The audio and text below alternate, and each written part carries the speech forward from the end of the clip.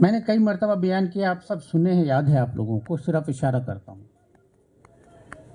حضرت سید شیخ احمد جام رحمۃ اللہ تعالیٰ علیہ، نام معلوم ہے نہ سنے ہیں؟ یہ شیر پہ سوار ہوا کرتے تھے، یہی تھے جو شیر پہ سوار ہو کے حضور غوث پاک کے ہاں آئے تھے، اور آپ نے دائیں طلب کیا تو حضور غوث پاک کے ہاں کا کتا ان کے شیر کے اوپر جھپٹ پڑا تھا۔ یہ سید احمد جام رحمۃ اللہ تعالیٰ علیہ ہفتے میں یا مہینے میں کوئی ایک خاص دن کسی پہاڑ کی چوٹی پہ تشریف فرما ہوتے، وہاں آپ کے مریدین کا مجمع لگتا، اور وہاں پہ عالم یہ ہوتا تھا کہ تمام مریدین اپنی اپنی حاجتیں عرضیاں لکھ لکھ کے حضرت کی بارگاہ میں لاتے، اور حضرت ان کے ہاتھ سے پرچیاں لیتے اور ایسا پیش کر دیتے اور اللہ کی بارگاہ میں پیش ہو جاتا۔ میں نے ان کے ہاتھ سے لوگوں کے سامنے سے ان کی پرچیاں آسمان کی طرف چلی جاتی تھی، فرشتے لے جاتے تھے۔ ایک دفعہ اتفاق ایسا ہوا کہ غوث پاک کے دو مریدین بھی اسی علاقے میں کسی کام سے تھے، تو ان کو پتہ چلا اللہ والے ہیں، اللہ سے تعلق لگائے بیٹھے ہیں، تو زیارت کے لیے چلے گئے۔ اب جب وہاں گئے تو سب کی اپنی اپنی عرضیاں پیش ہوتے ہوئے دیکھے، تو ظاہر بات ہے ہم لوگ تو ایسے مرید ہیں کہ کہیں پتہ چل جائے کہ ان سے کام بنتا ہے تو ساری پیری مریدی توڑ کے انہی سے مرید ہو جائیں گے جا کے، ہے نا۔ وہاں ان کو نظر آیا، اب یہ دونوں مرید ایک دوسرے کا منہ دیکھ رہے ہیں، بھئی اللہ سے کس کو نہیں حاجت، اللہ سے تو سب کو حاجت ہے، بے شک۔ ایک دوسرے کا منہ دیکھ رہے ہیں، مطلب یہ سوال ہے کہ ہم لوگ بھی اپنی عرضی پیش کریں۔ ایک دوسرے کا منہ دیکھے، شرم آئی، آخر میں انہوں نے یہ طے کیا کہ نہیں، ہمیں اپنی عرضی پیش کرنی ہے تو غوث پاک کے ہاتھ سے ہی پیش کریں، ہمارے پیر تو غوث پاک ہے، بے شک۔ ان دونوں نے کوئی عرضی پیش نہیں کی۔ اب جب سب کی عرضیاں ہو گئی تو حضرت نے دیکھا، حضرت سید احمد جام رحمۃ اللہ علیہ نے ان دونوں کو کہ یہ دونوں کوئی عرضی نہیں پیش کر رہے، ان سے پوچھا کیوں، تم کو اللہ سے کوئی حاجت نہیں ہے، تم نے کوئی عرضی نہیں پیش کی؟ انہوں نے عرض کیا اللہ سے حاجت کس کو نہیں ہے، سب کو ہے، پھر تم نے کیوں نہیں پیش کیا؟ تو انہوں نے کہا ہم عرضی پیش کریں گے تو اپنے پیر کے ہاتھ سے پیش کریں گے، ہم نے مرید ہوئے ہیں نا بھائی، بیعت کیا ہے ان کے ہاتھ میں، ہم بکے ہوئے ہیں، ہم کسی اور کے ہاتھ سے کیوں پیش کریں؟ سبحان اللہ، سبحان اللہ۔ انہوں نے پوچھا کہ تمہارے شیخ کون ہیں؟ انہوں نے نام بتایا کہ ہمارے شیخ سید عبد القادر جیلانی ہیں۔ سبحان اللہ۔ تو انہوں نے اپنے دو مرید ان کے ساتھ میں دیے، بولے جاؤ اپنے شیخ سے میرے سوال کا جواب لے کے آنا۔ سوال کیا تھا؟ انہوں نے سوال کیا تھا کہ 12 سال سے بارگاہ قدس میں حاضری ہوتی ہے، آپ کو کبھی نہیں دیکھا، میں نے اگر آپ اللہ کے ولی ہیں تو اللہ کے دربار میں دفنوں کی محفل لگتی ہے ولیوں کی، یہ جو ہوتی ہے نا وہی یہ دل ڈھونڈنے والا معاملہ۔ 12 سال سے میں بارگاہ قدس میں حاضر ہوتا ہوں، آپ کو کبھی نہیں دیکھا، میں نے اگر آپ بھی ولیوں میں سے ہیں تو اس محفل میں تو دکھنا چاہیے، جو اللہ کی بارگاہ میں محفل لگتی ہے ولیوں کی محفل ہوتی ہے وہ۔ سبحان اللہ، سبحان اللہ۔ اب یہ تو سوال لے کر کے دو مریدین کو، غوث پاک کے دو مریدین کے ساتھ بھیجے، اور ادھر غوث پاک سرکار نماز عصر سے فارغ ہو کر کے اپنے مریدین میں سے ایک کو فرمایا اپنے فلاں فلاں مرید کہاں ہیں؟ بولے حضور وہ لوگ تجارت کے لیے اصفہان کی طرف گئے ہیں۔ بولے جاؤ وہ سید احمد جام صاحب ان سے سوال بھیجوا رہے ہیں، ان کے مرید بھی آ رہے ہیں، کیا مطلب ہے ایک سوال کے جواب کے لیے بیچارے دو اتنا بغداد تک کا سفر کریں گے، پھر یہاں سے واپس جائیں گے، جاؤ بولے ان کو راستے میں جواب دے دینا۔ بولے حضور سوال کیا ہے اور جواب کیا ہے؟ بولے بتاتا ہوں۔ بولے ان کا سوال ہے کہ 12 سال سے بارگاہ قدس میں حاضری ہوتی ہے، آپ کو کبھی نہیں دیکھا، تو ان کو جا کے بول دینا کہ آپ کا سوال تو یہ ہے اور آپ کا جواب حضرت یہ ہے کہ جو محفل عام میں ہو وہ بارگاہ خاص والوں کو نہیں دیکھ سکتا، لیکن جو خلوت قدح خاص میں ہو وہ باہر والوں کو بھی جانتا ہے کون کون بیٹھا ہے۔ اور اگر ثبوت پوچھے تو ان کو کہہ دینا کہ پچھلے جمعرات کو پچھلے جمعے کی رات کو 12,000 ولیوں کو اللہ کی جانب سے خلات عطا ہوا ہے، اس میں جو آپ کو خلات عطا ہوا ہے نا، اس پہ سورہ اخلاص لکھا ہوا ہے۔ سبحان اللہ سبحان اللہ۔ اب یہ غوث پاک کے دونوں مرید یہ جواب لے کر کے چلے، اور ادھر سے ان کے 2 مرید غوث پاک کے مریدین کے ساتھ آ رہے ہیں۔ راستے میں ملاقات ہوئی، سلام علیکم ہوا۔ اس کے بعد پھر پوچھے آپ کہاں جا رہے ہیں؟ بولے بھئی ہم سید احمد جام صاحب سے ملنے جا رہے ہیں، انہوں نے کوئی سوال لے کے بھیجا۔ بولے ہمارے ساتھ تو سوال لے کے بھیجا۔ بولے سوال ہم کو دیا گیا، ابھی ہم بغداد پہنچے نہیں، آپ کو معلوم کیسے ہو گیا؟ بولے سوال بھی معلوم ہے، جواب بھی دے دیا ہے حضرت نے ہمارے۔ بولے جواب کیا ہے، سوال کیا ہے بتاؤ؟ تو جب انہوں نے بتایا کہ آپ کے شیخ صاحب کا یہ سوال ہے اور ہمارے شیخ صاحب کا یہ جواب ہے، جب یہ سوال جواب بیچ میں بتا دیے تو ان کے مریدین تو دنگ رہ گئے کہ ابھی تو ہم پہنچے ہی نہیں تھے، سوال بھی پہنچ گیا، جواب بھی آ گیا۔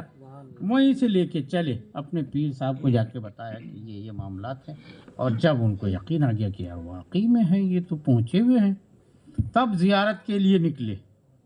تب وہ شیر پہ سوار ہو کر کے جو آئے تھے نا، یہ جو اعلیٰ حضرت فرما رہے ہیں، ارے اے خدا کے بندو، یہ ہمارے آپ کے جیسے جوتا چپل چرانے والے بندوں کو نہیں کہہ رہے ہیں، یہ ان بندوں کو کہتے ہیں جو ان رازوں سے واقف ہیں۔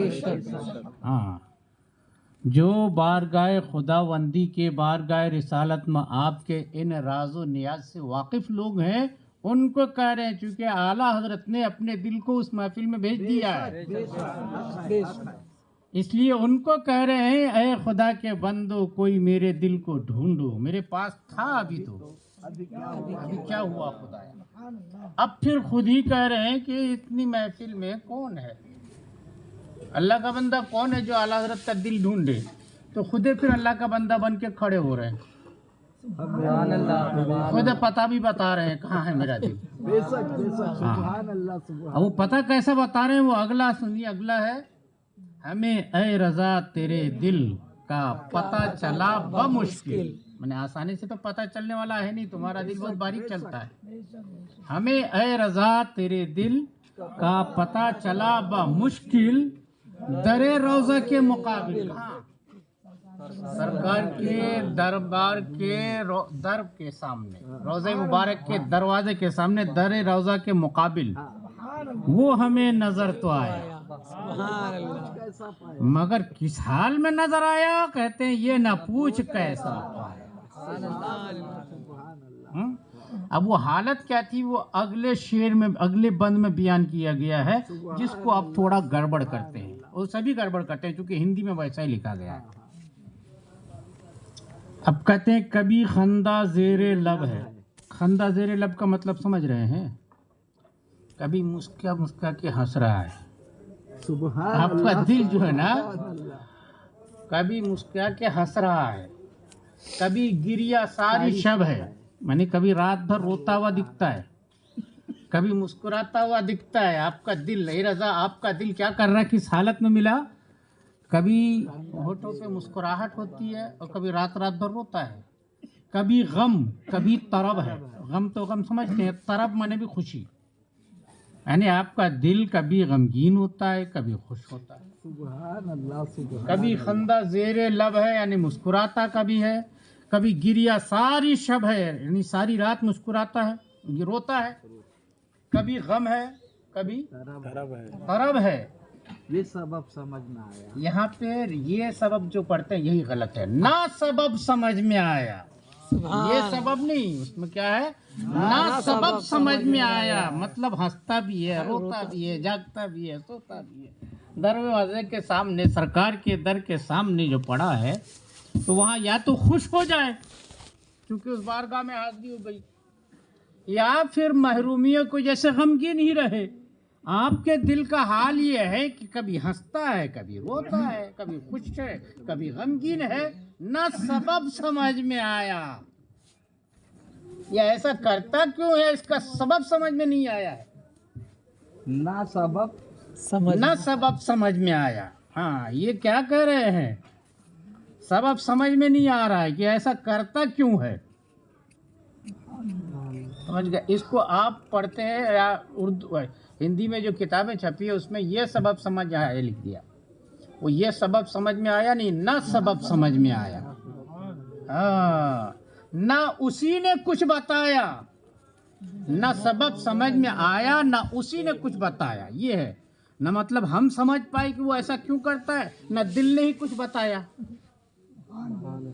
نہ اسی نے کچھ بتایا کہ ایسا ہم کیوں کر رہے ہیں، سمجھ گئے؟ یہ ہے وہ اس میں تھوڑا سا کہتے ہیں یہ سبب سمجھ میں آیا بول دیتے ہیں نا، تو پھر آگے کوئی سبب ہونا چاہیے، وہ سبب بتاتے نہیں ہیں، آپ پھر کہتے ہیں اس نے بھی کچھ نہیں بتایا، نہ سبب سمجھنا میں آیا، نہ سبب سمجھ میں آیا نہ اسی نے کچھ بتایا، اسی نے کچھ بتایا۔ آگے کا بند سنیے تب بات پوری سمجھ میں آئے گی۔ کبھی خاک پر پڑا ہے، میں نے زمین پہ پڑا ہوا کہیں، کبھی خاک پر پڑا ہے، کبھی چرخ زیر پا ہے، مطلب کبھی تو زمین پہ پڑا ہوا ہے آپ کا دل، اور کبھی آپ کے دل کے پیروں کے نیچے آسمان ہے، کبھی اتنی بلندی پر ہے، کبھی خاک پر پڑا ہے، کبھی چرخ زیر پا ہے، کبھی پیش در کھڑا ہے، کبھی تو در کے سامنے دروازے کے سامنے کھڑا ہے، سرے بندگی جھکایا، سبحان اللہ سبحان اللہ، کبھی پیش در کھڑا ہے، سرے بندگی جھکایا، تو قدم میں عرش آیا، سبحان اللہ سبحان اللہ سبحان اللہ، کھڑا تو دکھتا یہاں ہے، سرے بندگی جھکایا یہاں ہے، لیکن آپ کے قدم کے نیچے عرش، سبحان اللہ آئے سبحان ہیں۔ اللہ، یہ کچھ کے حالات بیان ہو رہے ہیں، اعلیٰ حضرت سرکار خود کے دل کے حالات بیان کر رہے ہیں، سبحان اللہ، کیونکہ اور کون اللہ کا بندہ ہے جو دل کے اتنی پہنچ تک کو پہنچ سکے۔ حق ہے، یہاں سے ایک بات سمجھ میں آئی، جو اعلیٰ حضرت کے دل کو نہیں پہنچ سکتا تو اعلیٰ حضرت کے دل کو کیسے پہنچ جائے گا؟ بے شک، سمجھ گئے نا؟ اعلیٰ حضرت کے کلاموں کو سمجھنا واقعی یہ بھی ایک کام ہے۔ اب آتے ہیں ہم لوگ اپنی بات پہ، درود پاک پڑھیے، اللہم صلی علی سیدنا مولانا محمد عدد ما فی علم اللہ صلاۃ اللہ وسلم بدوام ملک اللہ صلی اللہ تعالی علیہ وسلم۔ آیت کریمہ میں نے تلاوت کر دیا ہے۔ اللہ جل شانہ ارشاد فرما رہا ہے، اے ایمان والو، تم پر روزے فرض کیے گئے جیسے تم سے اگلوں پر فرض کیے گئے تھے، بے شک، تاکہ تمہیں پرہیزگاری ملے، لعلکم تتقون۔ یہ تتقون کا سیدھا سیدھا ترجمہ پرہیزگاری لکھ کر دیتے ہیں، ویسے عربی لغت نے گرامر کے حساب سے یہ تتقون یہ تقوی سے بچا ہے، تقا یا تقا، یہ تقا جو ہوتا ہے نا، تقا کا حقیقی معنی ہوتا ہے بچنا، گناہ سے بچنا، عذاب سے بچنا، شرک سے بچنا، کفر سے بچنا، شک سے بچنا، برائیوں سے بچنا، یہ تو ہو گیا بچنا، بے حیائی سے بچنا، جتنے خرافات ہیں ان سب سے بچنا۔ اور اس آیت میں اللہ جل شانہ نے جو فرمایا، اے ایمان والو، تم پر روزے فرض کیے گئے جیسے تم سے اگلوں پر فرض کیے گئے تھے، تاکہ تم بچ جاؤ، ہاں اللہ کے ناراضگی سے بھی بچ جاؤ، نافرمانی سے بھی بچ جاؤ، گناہوں سے بھی بچ جاؤ۔ اور اسی بچانے کے نقطے کے تحت اللہ تبارک و تعالی مارادات الشیاطین، جو سرکش شیاطین ہوتے ہیں، ان کو رمضان میں قید کر لیتا ہے، تاکہ کوئی بہانہ نہ رہے، تم کو بچنا چاہو تو بچ سکتے ہو، تم اگر بچنا چاہو، ہاں جو زوردار شیاطین ہوتے ہیں نا ان کو قید کر لیا جاتا ہے۔ 2-3 سال پہلے جب میں یہاں آیا تھا شروع میں، تو ایک سوال آیا تھا، کسی کو رمضان میں کوئی خاتون کو بھوت جم گیا، ایک تو سحری کرنے کے پہلے آئے بلانے، ایک تو چلے گئے ہم رحم کھا کے، اوپر سے وہاں لے جا کر کے وہ تشکیک والی باتیں، بولے رمضان میں تو یہ شیاطین قید ہوتے ہیں، کیسے آ گئے؟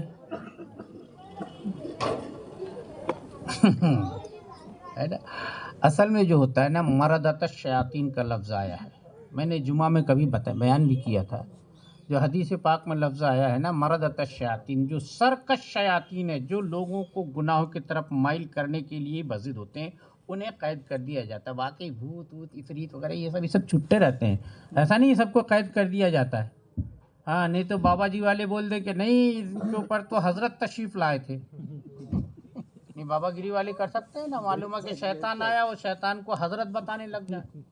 حالانکہ وہ جو بھی آتے ہیں نا وہ بھی شیاطین ہی ہوتے ہیں, بے شک ہے نا. وہ کئی کہتے ہیں میں حضرت سید محمد تاج الدین بول رہا ہوں. ایک صاحب آتا, ہم نے کہا یار تم خود کو ہی حضرت محمد پھر رحمۃ اللہ علیہ سارے بتا. تو میں نے کہا اپنے دادا پیر کا نام بتاؤ حضرت.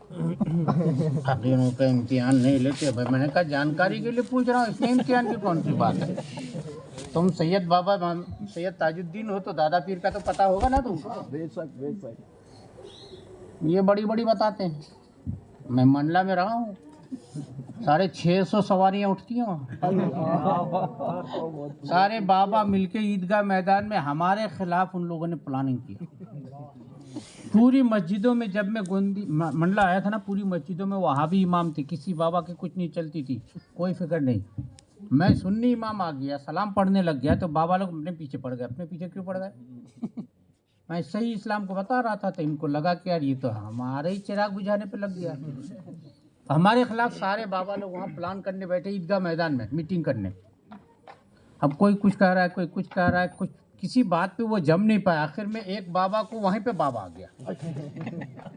ہاں میں بولے میں حضرت محمد سید محمد چاند شاہ ولی بغدادی, میں غوث پاک کے مزار پہ حاضر تھا. حکم ہوا کہ جاؤ, مفتی کے خلاف اپنے لوگ پلاننگ کر رہے ہیں, منع کر دو. مفتی اپنا آدمی ہے. اب صبح میرے سے زیارت کرنے آ رہے ہیں, ملاقات کرنے آ رہے ہیں بابا لوگ. ہم کو کچھ پتہ ہی نہیں تھا, وہ خود آ کے بتا رہے ہیں. رات میں ہم لوگ پلاننگ کرنے بیٹھے تھے, غوث پاک نے اپنا خادم بھیج دیا. کہاں بھیج دیا رے؟ میں نے کہا غوث پاک کا خادم آیا تو یہاں کیوں نہیں لائے؟ کہاں سے آیا؟ نہیں وہ چاند شاہ ولی آ گئے تھے. میں نے کہا پھر وہی بات کر رہے ہیں, جو میں سننا نہیں چاہتا وہی سنا رہے ہو. میں جب گیا تھا نا شروع مجھے پتہ نہیں تھا. رات میں ایک دم ڈھمڑ دھستر ڈھول ڈباجہ تمام چلا رہا ہے. میں نے کہا اتنے بجے کون سی بارات نکل رہی ہے؟ میں نکل کر کے باہر آیا تو اللہ کی پناہ ایک حضرت ایسا چل رہے ہیں دھکیلتے ہوئے. وہ مکھانوں کا اتنا بڑا وہ بنا ہے نا, اتنا بڑا پٹلا, اس کو ایسا دھکیلتے ہوئے جا رہے ہیں. 3-4 لوگ سنبھال رہے ہیں. ناک بہ رہی ہے, کٹ پٹ رومال سے پہنچ رہا ہے نا, رال بہ رہی ہے. ہاں, اور ایسا اینٹ کے بات کر رہے ہیں, بات صافر. میں بھائی کیا ہو گیا اس کو یار, کیسا دلہا ہے, کیا ہے, میرے سمجھ نہیں آیا. زندگی میں پہلی مرتبہ دیکھا تھا. مجھے میرے اوپر نظر پڑی نا, السلام علیکم. میں نے کہا آدمی تو اچھا تھا یار, ابھی آواز کیسے کرنا. اب کہہ رہا میں حضرت سید محمد تاج الدین رحمۃ اللہ علیہ. میں نے کہا سید محمد تاج الدین ہو تو اپنے اوپر رحمۃ اللہ علیہ بولتے ہو, اپنے دادا پیر کا نام بتاؤ. بولے فقیروں کا امتحان نہیں لیتے. میں نے کہا جاننا چاہتا ہوں, اس میں امتحان کی کون سی بات ہے؟ مجھے پتا ہونا چاہیے نا سید بابا تاج الدین کا دادا پیر کون ہے. فقیروں کا امتحان مطلب تباہ ہو جائے. میں نے کہا اپنی تباہی تو بچاؤ, منہ سے بدبو آ رہی ہے, ہم کو تباہ کرنے کے لیے. تو یہ تو رمضان میں مردت شیاطین, جو سرکش شیاطین, وہ شیطان بہت طرح کے ہوتے ہیں. ایک تو صرف خود سے وسوسہ ہمارا نکل لیا. کچھ شیاطین وہ ہوتے ہیں جو آپ کے دماغ پہ حاوی ہو کر کے آپ کو گناہوں کی طرف مائل کرتے ہیں, ان کو قید کر دیا جاتا ہے. مردت شیاطین وہ ہیں, سمجھ رہے ہیں. باقی یہ جو چھٹویے وغیرہ یہ سب رہتے ہیں, کیوں قید کر دیا جاتا ہے؟ روزہ اللہ نے تمہارے اوپر فرض کیا تاکہ تم بچو. روزہ رکھ کے ہر طرح کے گناہوں سے بچو. ظاہر ہے کہ دنیا میں آپ گناہوں سے بچ جائیں گے تو آخرت میں عذابوں سے بھی بچ جائیں گے, بے شک بے شک. حق ہے نا. ہے. لعلکم تتقون, تاکہ تمہیں پرہیزگاری ملے. گناہوں سے بچ جائیں گے تو نجات بھی مل جائے گی, آخرت میں آپ کامیاب ہو جائیں گے. بے شک بے شک. سمجھ گئے. یہ تو آیت فرضیت. روزہ آپ کے اوپر, ہمارے اوپر فرض ہے. اسلام کا چوتھا رکن ہے. بنی الاسلام علی خمس, جو سرکار نے فرمایا اسلام 5 ستونوں پر قائم ہے, ان میں سے ایک روزہ ہے. رمضان شریف آتا ہے, ہم لوگ رکھ بھی لیتے ہیں, کچھ نہیں رکھ کے دکھاوا بھی کر لیتے ہیں, تھوڑا برابر کر لیا جاتا ہے. واقعتاً ہم رمضان کا رمضان کے جیسے اہتمام نہیں کر پاتے جو کرنے کو ہونا چاہیے۔ شکریہ منائیے، ابھی رمضان شریف الحمدللہ انشاءاللہ پرسوں اپن روزہ رکھیں گے۔ اتنا بہترین موسم ہے، اس وقت بچہ رکھ سکتا ہے نا، نہ پیاس لگ رہی ہے، نہ بھوک لگ رہی ہے، نہ کچھ، ایک آدھ 2 دن محسوس ہوتا ہے۔ سب سے زیادہ بولتے ہیں بھوک یا پیاس پریشان کرتی ہے شوگر والے مریضوں کو، سمجھ گئے۔ 2015 سے شوگر کی دوا کھاتا ہوں، لیکن اللہ کا کرم ہے روزہ نہیں چھوٹتا میرا۔ سبحان اللہ سبحان اللہ۔ ایک آدھ 2 روزوں تک تکلیف رہتی ہے، کیوں کہنا کہ ہم اتنے بڑے مجاہد ہیں، ولیوں میں گنتی ہے، تکلیف تو رہتی ہے، لیکن یہ ہے کہ دل کو پکا کر لو نا، اللہ کی وفادار بن جاؤ نا، اپنے دل کو پکا کر لو، نیت پہلی کر لو، اللہ کی وفاداری کی نیت رکھو تو انشاءاللہ اللہ کی مدد شامل حال ہوتی ہے۔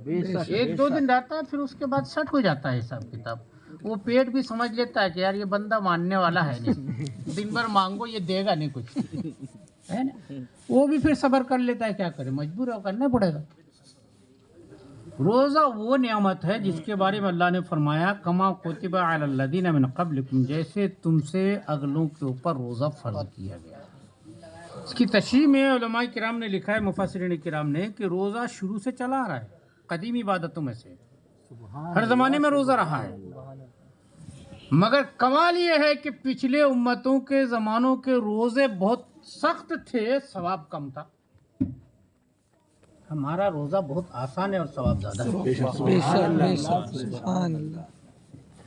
اب موسیٰ علیہ السلام اور ان کی شریعت میں جو روزہ تھا نا، خالی کھانے پینے سے رکنا نہیں تھا، بات بھی نہیں کر سکتے تھے، ہاں بات کر دیے تو روزہ ٹوٹ جاتا تھا۔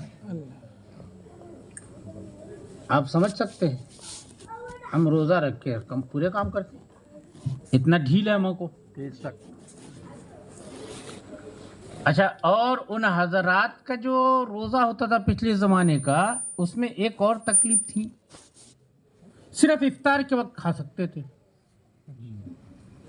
افطار کر لیے، اس کے بعد نیند لگ گئی، سو گئے، اب نہیں کھا سکتے، اب پھر کل افطار کے ٹائم کھاؤ گے، 24 گھنٹے کا۔ ہاں، تو روزہ ان کا اتنا سخت ہوتا تھا، اور اس میں بھی چیزوں کے اوپر بندش ہوتی تھی، روزے کے دنوں میں یہ نہیں کھائیں گے، جیسے یہودیوں کے لیے گوشت حلال ہے، چربی حرام تھا، ایسے ہی روزے میں گوشت نہیں کھاؤ گے، مچھلی نہیں کھاؤ گے، یہ نہیں کھاؤ گے، وہ نہیں کھاؤ گے، سیدھے سادے رہو گے۔ ابھی کچھ نقشہ ہمارے ہندوستان میں ابھی بھی کچھ لوگوں کے پاس ہے نا، پھل فروٹ وغیرہ کھا لیتے ہیں وغیرہ وغیرہ۔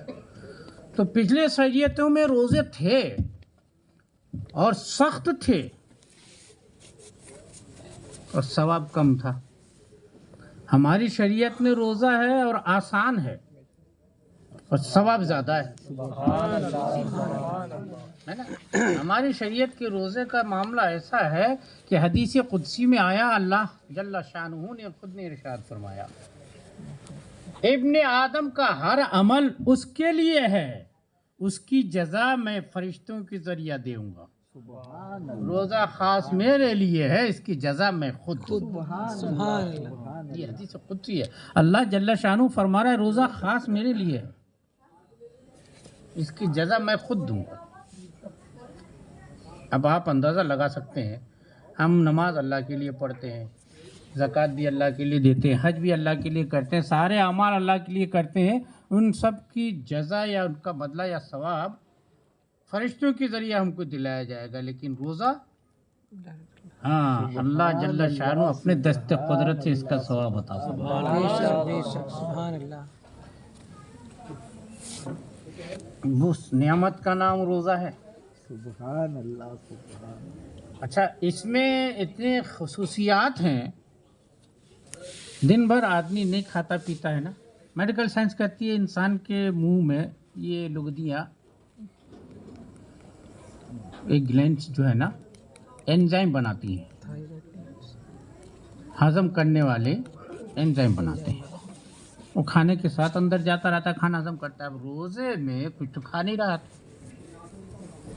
وہ جو ہے نا آپ کے آنتوں یا معدے میں جو پرانے زمانے کی چکنائی چربی یہ وہ چپکنے والا کھانا ہونا یہ وہ رہ گیا نا، وہ ان سب کو گلاتا ہے. جب وہ سب ہضم ہو جاتا ہے نا تو آپ کے منہ کے طرف وہی بڑھتا ہے، اس لیے منہ سے بدبو آتی ہے، ایسا محسوس ہوتا ہے نا. ظاہر ہے کہ وہ سڑنے گلنے والی چیزیں بدبو تو آ رہی ہے، لیکن اس بدبو سے کسی کو پریشانی نہ ہو. ہمارے آپ کے آقا صلی اللہ تعالیٰ علیہ وسلم نے ارشاد فرمایا وَلَا خَلُوفُ فَمِ الصَّائِمِ أَطْيَبُ عِندَ اللَّهِ مِن رِّيحِ الْمِسْكِ وَالزَّعْفَرَانِ. روزے دار کے منہ سے جو نکلنے والی بھاپ کی بدبو ہے نا، اللہ کے نزدیک قیامت کے دن مشک اور زعفران سے زیادہ پسندیدہ. آپ اندازہ لگا سکتے ہیں، ہے تو وہ بدبو ہی. خلوف، حدیث میں بھی خلوف کا لفظ آیا، منہ سے نکلنے والی بھپار، خلوف اسی کو بولتے ہیں عربی میں. نکل رہی ہے بدبو، لیکن اللہ کے نزدیک وہ بدبو پسندیدہ ہے مشک اور زعفران سے زیادہ. کتنی بڑی بات اللہ کے حبیب صلی اللہ تعالی علیہ وسلم نے ارشاد فرما دی ہے نا.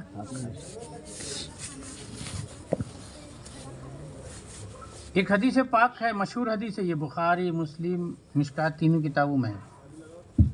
روزہ انسان اور جہنم کے درمیان ڈھال بن جاتا ہے. سبحان اللہ سبحان اللہ. یعنی باقی گناہوں کی وجہ سے اگر کوئی بندہ جہنم کے عذاب کا حقدار بھی ہو گیا ہو، جیسے نماز چھوڑے تو ظاہر ہے کہ نماز چھوڑنے کی سزا جہنم میں جانا ہے. جھوٹ بولے جہنم میں جانا پڑے گا. کسی نے مان لو معاذ اللہ شراب پی لیا، ماں باپ کو عزت دے لی، وہ جہنم کا حقدار تو ہو گیا. لیکن روزہ رکھ لیا نا تو اللہ کے حبیب فرماتے ہیں کہ روزہ اس کے اور جہنم کے درمیان آڑ بن جاتا ہے. بندے کو جہنم سے بچا لیتا ہے روزہ. آپ سمجھ سکتے ہیں کہ کتنی زبردست نعمت کا نام روزہ ہے. دوسرے تمام عبادتوں یا کسی بھی چیز میں ایک خاص بات پائی جاتی ہے کہ اس کو کرنا پڑتا ہے. روزہ ایک ایسی چیز ہے اس میں کچھ کرنے کا ہے ہی نہیں ہے نا. جیسے نماز پڑھنے کے لیے کسی کو بولو یا ٹائم نہیں ملا، نہیں کر پایا، نہیں سیکھ پایا، ایسے بہانے کرتے ہیں نا، نہیں پہنچ پایا. زکوٰۃ دینے کی بات ہے تو اس میں دل سے نکالنا پڑتا ہے، خرچ کرنا پڑتا ہے نا. جو بھی جتنے بھی معاملات ہیں سب میں کچھ نہ کچھ کرنا پڑتا ہے. روزہ وہ نعمت ہے اس میں کچھ کرنا ہی نہیں ہے، صرف نیت کرنا ہے. روزے کا کتنا فرض ہے؟ روزے میں صرف ایک فرض ہے، نیت. سمجھ گئے؟ ایک ہی فرض ہے. کتنا فرض ہے روزے میں؟ ہاں، وہ کیا ہے؟ نیت. وہ بھی کیا ہے کہ آپ کو منہ سے کہنا ضروری نہیں. حنفی فقہ کے حساب سے نیت دل کے ارادے میں ہو جاتا ہے. دل میں سوچ لیا میرا کل کا روزہ ہے، ہو گیا. سمجھ گئے؟ اس کا اور کوئی رکن ہی نہیں ہے روزے کا. ایک ہی چیز کا نام روزہ ہے، وہ ہے نیت. آپ نے نیت کر لیا، ہو گیا. ہاں، اس نیت کو باقی اور قائم رکھنے کے لیے کچھ شرائط ہے. یعنی روزے کو اپنے مفسدات سے بچانا ہے، مکروہات سے بچانا ہے. مفسدات میں کیا آتے ہیں؟ وہ چیزیں جن سے روزہ ٹوٹ جاتا ہے.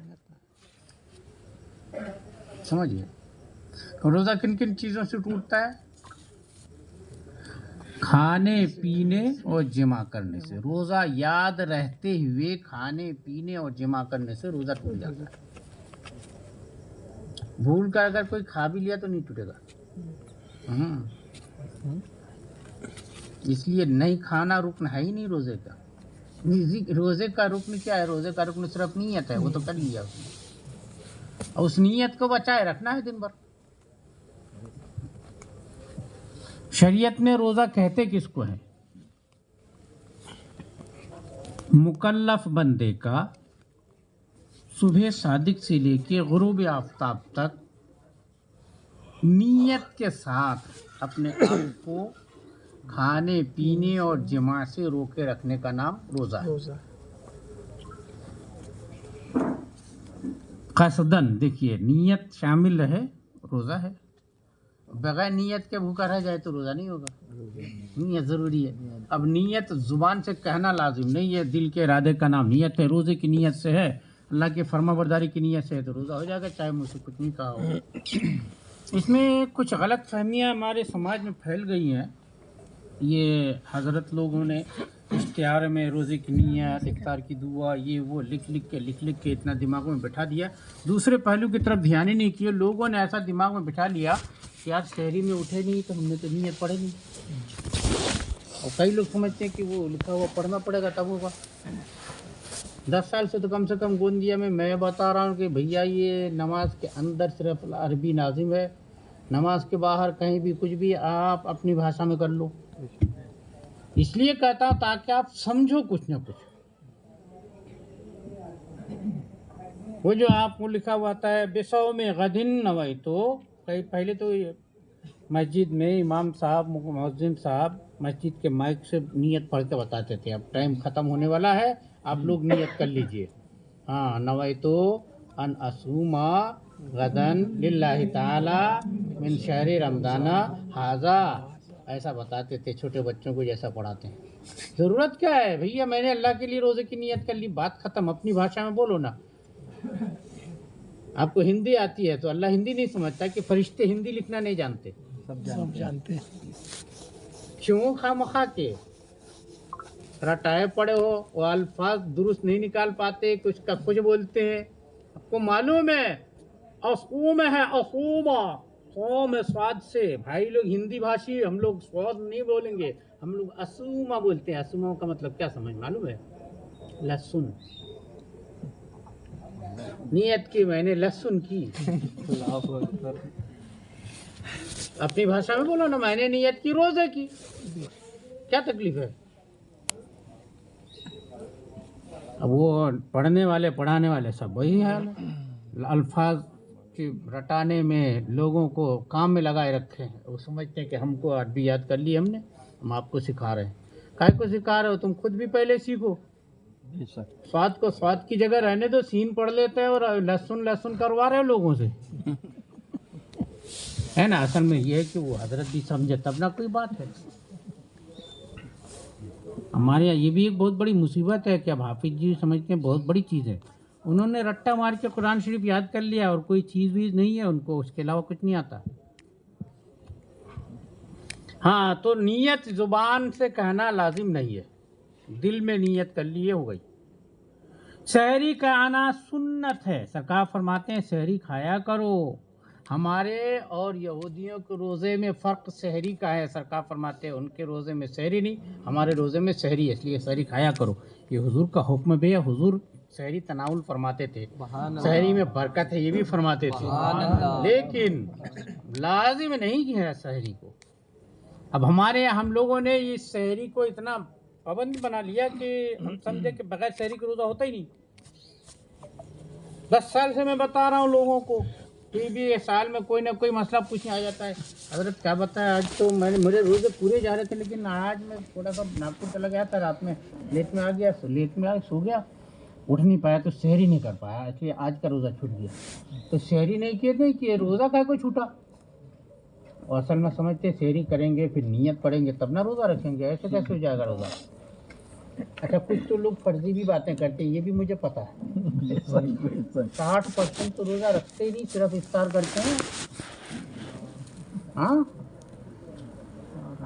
ایک تو میرے سے آ کے کہہ رہا تھا حضرت آج کا روزہ تو بڑا تگڑا ہے، 15 گھنٹے کا، منہ سے میں نے کہا گٹکا تو نکال کے بات کر، جو روزہ رکھا اس کو لگ ہی نہیں رہا، تم گٹکا کھاتے ہوئے آ کے کہہ رہے ہو 15 گھنٹے کا روزہ، آج کا روزہ تھکا دیا، گٹکا تو تھوک لیتے اچھے سے، سپاڑی نکل رہی ہے منہ سے۔ ایسے بھی لوگ ہیں، کچھ لوگ خالی بتانا ضروری سمجھتے ہیں، ویسا بتاتے ہیں لگتا ہے کہ نہیں پورے روزے تو اسی نے رکھا ہوا ہے۔ بتاتا کس کا؟ مولوی صاحب کو، جس کو اللہ تعالیٰ نے اپنے گھر کی خدمت میں لگا رکھا ہے، وہ اپنے میں جتنا بھی بڑا گناہ گار ہو جائے کم سے کم مولوی صاحب نماز تو نہیں چھوڑ سکتا نا، روزہ تو نہیں چھوڑ سکتا، اللہ نے اپنے دربار میں لگا رکھا ہے، آپ کا سمجھتے ہو یہ کوئی معمولی نام ہے؟ دنیا کی کوئی چیز ہو نہ ہو مولوی صاحب کے پاس، کم سے کم یہ نعمت تو ہے کہ اللہ کے دربار کا خادم ہے وہ، بے شک بے شک ہے نا. وہاں رک کے رہ کے روزہ نہیں چھوڑ سکتا، نماز نہیں چھوڑ سکتا ہے نا؟ حق ہے حق باقی کے بہت سارے خرافات تو وہ دیکھتا بھی نہیں، ادھر دھیان ہی نہیں جاتا. بے شک بہرحال تو وہ کئی لوگ ایسا بتاتے ہیں سحری نہیں کر پائے نا حضرت، اس لیے خالی یہ 2 روزے چھوٹ رہے ہیں ہمارے. اچھا کئی لوگ طبیعت خراب کا سن لیے کہیں سے کہ بیمار آدمی کے اوپر روزہ معاف ہے. یہ جو غلط فہمی پیدا ہو گئی نا، بیمار کے اوپر روزہ معاف ہے نہیں ہے، مسئلہ ہی نہیں ہے. یہ مسئلہ ہی غلط بتاتے ہیں.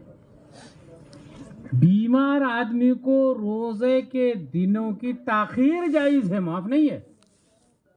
جیسے رمضان میں آپ 15 دن بیمار پڑے رہے تو عید کے بعد 15 دن رکھ لو روزہ جب آپ بیماری درست ہوئے. ایسا تھوڑی ہے کہ یہاں بیمار ہے تو کبھی روزہ ہی نہیں رکھو گے. مسافر کو بھی روزے کو تاخیر کرنے کی اجازت ہے نا. اس کا یہ مطلب نہیں ہے کہ روزہ معاف ہو گیا آپ کا. جب تک سفر میں ہو، تکلیف ہے، تناب ہے، تو اتنے دنوں تک اجازت ہے. آپ جب سفر گھر پہنچ جاؤ تو روزے رکھو. بے شک بے شک مگر یہ دیکھا جاتا ہے خاص طور سے ذرا تھوڑی بہت بیماری، آج کے دور میں بغیر بیماری کا کوئی آدمی ہی نہیں رہا بھائی. کسی کو شوگر ہے، کسی کو بی پی ہے، کسی کو اور کچھ ہے، کسی کو اور کچھ ہے، کسی کو کھانے کی بیماری ہے. ایسے بھی لوگ ہیں کیا؟ تو اب ایسے اسی کو بہانہ بنا کے نہیں رکھ پاتے. نہیں، ایسی بیماری جس کے بعد صحت مند ہونے کا امکان نہ ہو. عام طور پر بولتے ہیں شیخ حرم. چھوٹے ہے سے حرم ہے، یہ بڑی ہے سے حرم نہیں، چھوٹے ہے سے حرم. شیخ حرم اس بوڑھے آدمی کو بولتے ہیں کہ اب جن کے گوشت میں سے ہڈیوں کا گودا ختم ہو گیا.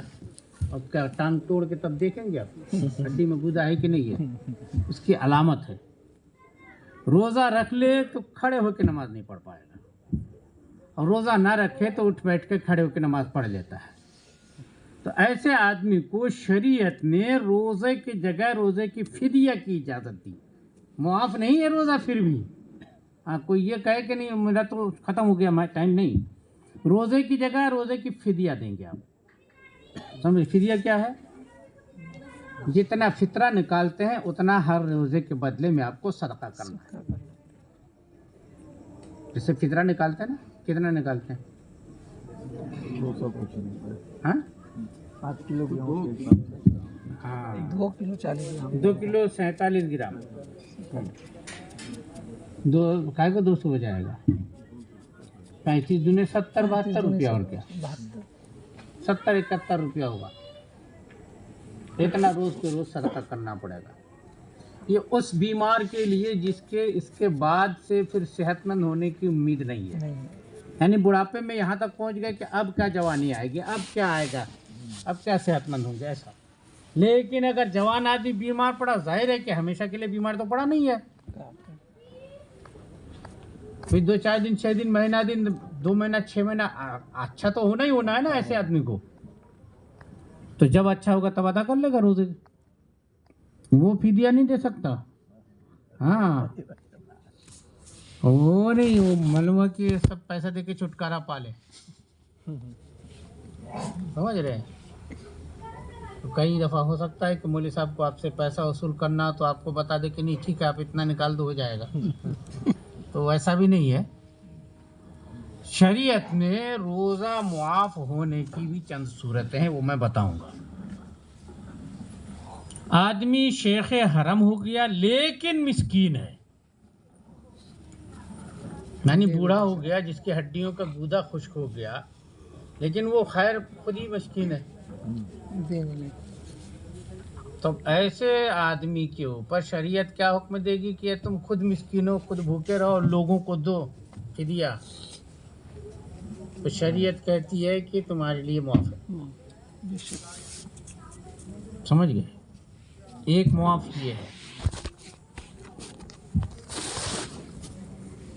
یہ معاف ہی ہو گیا، نہ فدیہ دینا ہے اور نہ روزہ رکھنا ہے. لیکن ان کے لیے بھی شریعت کا یہ حکم ہے کہ روزے داروں کا احترام باقی رکھنا ہے. ان کے سامنے کھانا نہیں، پینا نہیں، ظاہر نہیں کرنا. خفیہ طور پر اپنے معاملات جو روزے ادا کے علاوہ کے لیے کرتے ہیں نا، وہ آپ خفیہ طور پر رکھیں گے، ظاہر نہیں کریں گے. روزے کا احترام باقی رکھنا ہے آپ کو بھی، سمجھ رہے؟ ایک تو یہ ہو گیا. دوسرا، جو حیض اور نفاس والے دنوں میں عورتوں کا ہوتا ہے، تو جو حیض کے دنوں کے روزے ہیں نا، ان کی قضا کرنا پڑے گی. رمضان شریف میں بچہ پیدا ہوا، ظاہر ہے کہ اس ٹائم روزہ نہیں رکھ سکتے، سمجھ گئے؟ یہ ہے، بچہ پیدا ہونے کے کم سے کم 2-3 مہینے تک عورت روزہ رکھنے کے لائق نہیں ہوتی ہے. ایسا ہوتا ہے. 40 دن تو لگ بھگ اس کے نفاس کی مدت ہوتی ہے، اور اگر صحت مند ہے 40 دن کے بعد رکھنا چاہے تو رکھ سکتی ہے، ایسا بھی ہے. اب ہمارے یہاں خواتین نے مسئلہ دوسرا بنا لیا ہے، وہ خون چالو ہے، ناپاک رہتی ہے، اس لیے نہیں ہے. عورتوں نے معاملہ خون سے اٹھا کے دودھ پہ لٹکا دیا. کیا کہتی ہیں روزہ نہیں رکھنا ہے، تو کہتے ہیں دودھ پلاتے ہیں نا بچوں کو بھی. تو دودھ پلاتے تو کون سا تیر مار رہے ہو؟ ہر ماں پلاتی ہے، تم اکیلی ماں ہو جو بچوں کو دودھ پلا رہی ہو. اماں حوا نے پلایا ہے نا. یہ ایسا بتاتی ہیں جیسے دودھ پلاتی ہے تو بہت بڑا تیر مار رہی ہیں، روزہ نہیں رکھیں گے. دودھ پلاتے ہو اپنے بچہ پال لو، ایسا اللہ کو پریشان کر رہی کیا؟ روزہ رکھنا اللہ کا حکم ہے، سمجھ گئے؟ دودھ تو اپنے بچوں کو پلا رہی ہیں. یہاں پہ ایک مسئلہ اور دھیان آ گیا، بتا دوں؟ بالکل بتائیے. ہاں، ہمارے یہاں کچھ لوگ کہتے ہیں ماؤں سے دودھ بخشوانے والا مسئلہ چلتا ہے نا. دودھ بخشوا لو، کاہے کا بخشوا لو؟ میری والدہ گزر گئی ہیں، حالانکہ ایسے جیسا زمانہ چلتا ہے کہ ان کے دل پہ بوجھ نہ لگے. ہم نے بھی معافی مانگ لیا ہے، وہ تو مانگتے رہنا چاہیے اپنے حقوق کے لیے. لیکن یہ کہ دودھ بخشوا لو، بیٹے کا دودھ پہ کیا ہے؟ لا یکلف اللہ نفسا الا وسعها، قرآن پاک کا کوئی حکم ہے کہ نہیں ہے؟ اب یہ ہم لوگ قرآن پڑھتے ہی نہیں. بھائی لوگ سمجھتے ہیں قرآن حافظ جی پڑھیں گے، ان کا کام ہے، ہم تو صرف سنیں گے پیچھے سب میں کھڑے ہو کے، اور حافظ جی کو چابی بھر دیں گے. حضرات اسپیڈ میں چلانا، تھوڑا کام دھندے والے لوگ ہیں. حافظ جی ایک دم فل اسپیڈ میں ہے نا. سمیع اللہ لمن حمیدہ، ہے نا. اتنا اسپیڈ پڑھتے ہیں کہ چبا کے برابر کر ڈالتے ہیں الفاظ کو، پتہ ہی نہیں چلتا کہاں کیا چبائے.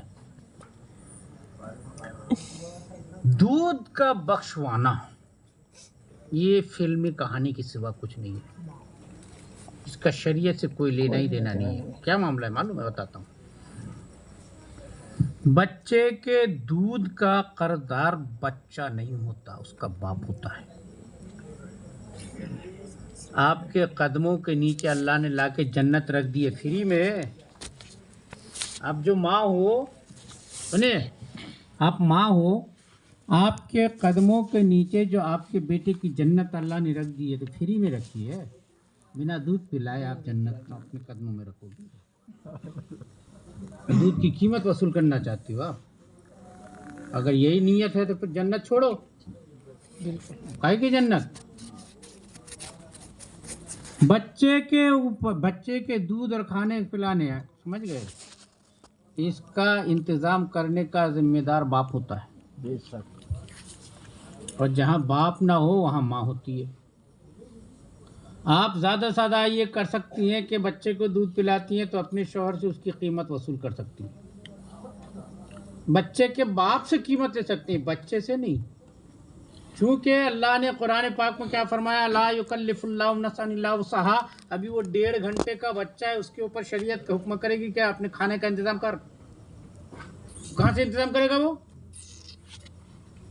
اس کا انتظام اللہ پاک نے ماں کے تھن میں خود سے کر کے دیا ہے. اور ماں باپ کو حکم دیا ہے کہ اپنے پاس لگائے رکھنا چاہتے ہو، اپنے اولاد کو اپنا بنائے رکھنا چاہتے ہو، سینے سے لگائے رکھو، اپنا دودھ پلاؤ. دودھ ہم پیدا کریں گے، اللہ پیدا کرتا ہے. ہماری لڑکیوں کے تھن میں کہاں سے دودھ کہاں جاتا ہے؟ نہیں آتا نا. جب بچہ ہوتا ہے تب دودھ آتا ہے. تو دودھ تمہارا نہیں ہے، وہ اللہ نے پیدا کیا ہے، اس کا رزق کا انتظام کیا ہے. ہاں، کیونکہ تمہارے جسم کے ساتھ تم اس کے لیے بچے کے باپ سے قیمت وصول کر سکتی ہو کہ کیونکہ اچھا کھاؤ گے تب نہ دودھ اترے گا، یہ وہ تو کھانے پینے کا ذمہ دار ویسے بھی باپ کو بنایا اللہ نے، بے شک مرد کو بنایا ہے۔ بچے کے اوپر کون سا حق آ گیا تمہارا دودھ کا؟ وہ تو اس کے باپ کا حصہ تھا۔ اس کے باپ نے تم کو نرم غذائیں کھلائی، اس سے دودھ پیدا ہوا، اس سے بچے نے پیا۔ شریعت نے حکم دیا، اللہ نے کہا، بچے کے اوپر کوئی حکم نہیں ہے۔ وہ ایک جملے معترضہ تھا، میں نے بتا دیا۔ تو خواتین یہ بہانہ کرتی ہیں دودھ پلا دے، کیسا روزہ رکھیں بھائی، بچہ دودھ پیتا ہے نا۔ ایک ہی بچہ کو دودھ پلا کے تھک رہی ہے، ہماری ماؤں نے 15 بچوں کو دودھ پلایا ہے، روزہ کبھی نہیں چھوڑا، سبحان اللہ ہے سبحان نا۔ اللہ۔ ایک ماں کی بات بتاتا ہوں، حضرت امام حسن اور حضرت امام حسین دونوں بھائیوں کے بیچ میں کتنے دنوں کا فاصلہ تھا؟ کتنے دن کے چھوٹے بڑے تھے؟ امام حسن اور امام حسین یاد کرتے ہیں نا۔ کربلا خوب منانے سے کیا ہوتا ہے؟ کچھ معلومات ہی نہیں ہے، بریانی کھانے کا نام کربلا تھوڑی ہے۔ کتنے دن کے فاصلہ تھا دونوں بھائیوں میں؟ صرف 11 مہینے۔ امام حسن امام حسین سے 11 مہینہ بڑے تھے بس۔ اب جس خاتون کے سال میں 2 بچے پیدا ہوں، کسی تاریخ میں نہیں ملتا کہ حضرت سیدہ فاطمہ کا کوئی روزہ چھوٹا۔ بے شک بے شک سبحان اللہ۔ سال میں 2 بچے پیدا کیے، دونوں بچوں کو دودھ پلا کے پالا، کوئی بارڈی کا ڈبہ نہیں آتا تھا، سیریلک نہیں آتا تھا۔ حق ہے۔ دونوں بچوں کو اپنے تن کا دودھ پلا کر کے پالا اور ایک بھی روزہ نہیں چھوڑا۔ آج جناب سیدہ کی کہانی سننے والی خواتین روزہ چھوڑنے کے لیے بہانے میں یہ پیش کرتی ہیں، بچہ دودھ پیتا ہے، بچہ 7 مہینے کا ہو گیا ہے، وہ دال پی سکتا ہے، چھوڑ دو، ہے نا۔ 6 مہینے کا بچہ ہو گیا، 7 مہینے کا، ابھی بھی کہتے ہیں بچہ دودھ پیتا ہے۔ 1 سال کا بچہ ہو گیا، کہتے ہیں دودھ پلاتی ہے نا، کیسا روزہ رکھیں گے؟ اے اللہ کے بندو، جس اللہ نے بچے کا رزق تمہارے دودھ میں رکھا ہے، اسی اللہ نے تم کو روزے کا حکم دیا ہے۔ بے شک بے شک۔ ہاں، یہ بہانے نہیں چلیں گے۔ خواتین اس طرح بہانہ کر لیتی ہیں، بچہ دودھ پیتا ہے، کہیں ایسا ہے، آدمی کام پہ جاتا ہے، ظالم ہے، جابر ہے، پھلانے ہے، ڈھکانے ہے۔ میں آپ کو بتاتا ہوں، اگر آدمی سخت مزاج ہے، روزہ نہیں رکھتا، کھانے پینے میں نمک کم زیادہ ہو جانے کی بات آتی ہے، تو شریعت نے اجازت دی ہے عورت کو روزہ رکھ لو، دال پکاؤ چکھ لو، پھر بھی روزہ نہیں ٹوٹے گا۔ سالن پکاؤ، تم سالن کو چکھ لو، روزہ نہیں ٹوٹے گا۔ سبحان اللہ۔ یہ ہمارے مولوی صاحب لوگوں نے بیان کر کر کے لوگوں کو ڈرا دیا، درزی نے دھاگا دانت سے کاٹا، دانت میں دانت، رنگ آ گیا، زبان پیلی ہو گئی، روزہ ٹوٹ گیا۔ وہ کہا کو رنگ سے روزہ ٹوٹ رہا ہے بھیا، یہاں تو دال پلا رہی ہے شریعت، روزہ نہیں ٹوٹ رہا ہے۔ شریعت کی جانب سے حکم ہے کہ اگر کسی عورت کا آدمی ظالم و جابر ہو، بات بات میں مار کٹائی کرتا ہو اور وہ روزہ نہ رکھا ہو، اس کو یہ لگتا ہو کہ ہم کھانا پکائیں گے، نمک کم زیادہ ہو جائے گا تو یہ مارے گا ہم کو، تو اپنی جان بچانے کے لیے شریعت اجازت دیتی ہے کہ بیٹا تمہارا روزہ خراب نہیں ہوگا، تم چکھ بھی لو۔ سبحان اللہ سبحان اللہ۔ اجازت ہے شریعت میں۔ اب مولوی صاحب نے اتنا ٹائٹ کر دیا ہے کہ بھائی لوگ میدانے چھوڑ کے بھگ گئے۔ مولوی صاحب نے کہا درزی نے دھاگا منہ میں ڈالا، کاٹا، زبان پیلی ہو گئی، نیلی ہو گئی، اس نے تھوکا نہیں، کھا لیا، روزہ ٹوٹ گیا۔ ارے ارے ارے ارے، اتنا کس کے میں آیا تھا گوندیا میں، مجھے مسئلہ بتایا، اگربتی فجر کے ٹائم ایک پن میں لاتے تھے۔ اب میں نماز پڑھ کے، رمضان شریف کا مہینہ، تو فجر پڑھ کے میں تلاوت کر رہا تھا بیٹھ کے، ایک صاحب دور سے ہم کو ملاحظہ کر رہے ہیں۔ میں جہاں بیٹھ کے پڑھ رہا تھا نا، تو اگربتی ایسے پیچھے جلی تھی تو تھوڑی تھوڑی سی دھواں اس کا آ رہا تھا۔ بولے مفتی صاحب آپ کو خوشبو لگتا ہے؟ میں نے کہا لگتا۔ بولے اگربتی آ رہا ہے، دھواں آ رہا ہے، آپ کو روزہ خراب ہو رہا ہے، آپ دھیان نہیں دے رہے۔ میں نے کہا روزہ خراب ہو رہا ہے مطلب؟ بولے ایک تو کسی نے یہ جہالت کیا ہے کہ روزے کے دنوں میں اگربتی جلا دی اور آپ کہہ رہے ہیں روزہ خراب نہیں ہو رہا ہے۔ ارے بندے خدا، وہ مسئلہ کچھ اور ہے، لوگوں نے کچھ اور سمجھ لیا، اصل میں بڑی غلطیاں ہوتی ہیں۔ ہم حافظ جی کو بڑی ہستی سمجھ کے امام کا مصلی سونپ دیتے ہیں، حافظ جی خود نہیں سمجھتے کیا لکھا ہے نہیں لکھا ہے۔ وہ مسئلہ اور ہے کہ اگر بتی کے جیسے دھار والا دھواں، مسئلہ یہ ہے اگر بتی میں دھواں جیسے کبھی دھار والا اٹھتا ہے نا، دھار والے دھوئیں کو اگر کوئی قصدن سونگ کے اندر کرے گا تو روزہ خراب ہو جائے گا۔ 3 باتیں ہیں، ایک دھار والا دھواں قصدن سونگ کے اندر کرنا، تب روزہ خراب ہو جاتا ہے۔ اس میں اگر بتی ضروری نہیں ہے، وہ اصل میں بھائی لوگ سمجھے نہیں، چلم ہے، وہ بڑی ہے، وہ سگریٹ ہے، سمجھ گئے، وہ سب ہے۔ اور بھائی لوگ سمجھے مسجد میں اگر بتی جلا دیے، دھواں پھیل گیا، خوشبو پھیل گئی، روزے خراب ہو گئے۔ کتنا ہلکا روزہ، ہاں؟ یہ شریعت کو نہیں سمجھنے کا نتیجہ ہے۔ ہم لوگ کیا ہے، دھواں دھار تقریر پسند کرتے ہیں، ایک لائن میں 35 لفظ بول دو ایک ساتھ، گھنٹہ سمجھ میں نہ آئے کسی کو، ہے نا؟ لے لما لم لبا لب لبا لب، کیا ہوتا ہے؟ شریعت کو سمجھنے کی ضرورت ہے۔ تو یہ جو دھار سے دھواں اٹھتا ہے، دھواں اگر بتی کا ہو، بیڑی کا ہو، سگریٹ کا ہو، چلم کا ہو، اس کو کوئی کھینچ کے اندر کرے تو روزہ ٹوٹے گا۔ اصل میں دھواں کہتے کس کو ہیں؟ اسلامی اصطلاح میں، شریعت کی اصطلاح میں دھواں نام ہے اجزاء ناریۃ المختلطہ باجزاء ارضیہ یعرج۔ اس کا مطلب ہے زمین یا زمین کے کण آگ کے کڑوں سے مل کر جو اوپر کو چڑھتا ہے اسے دھواں کہتے ہیں۔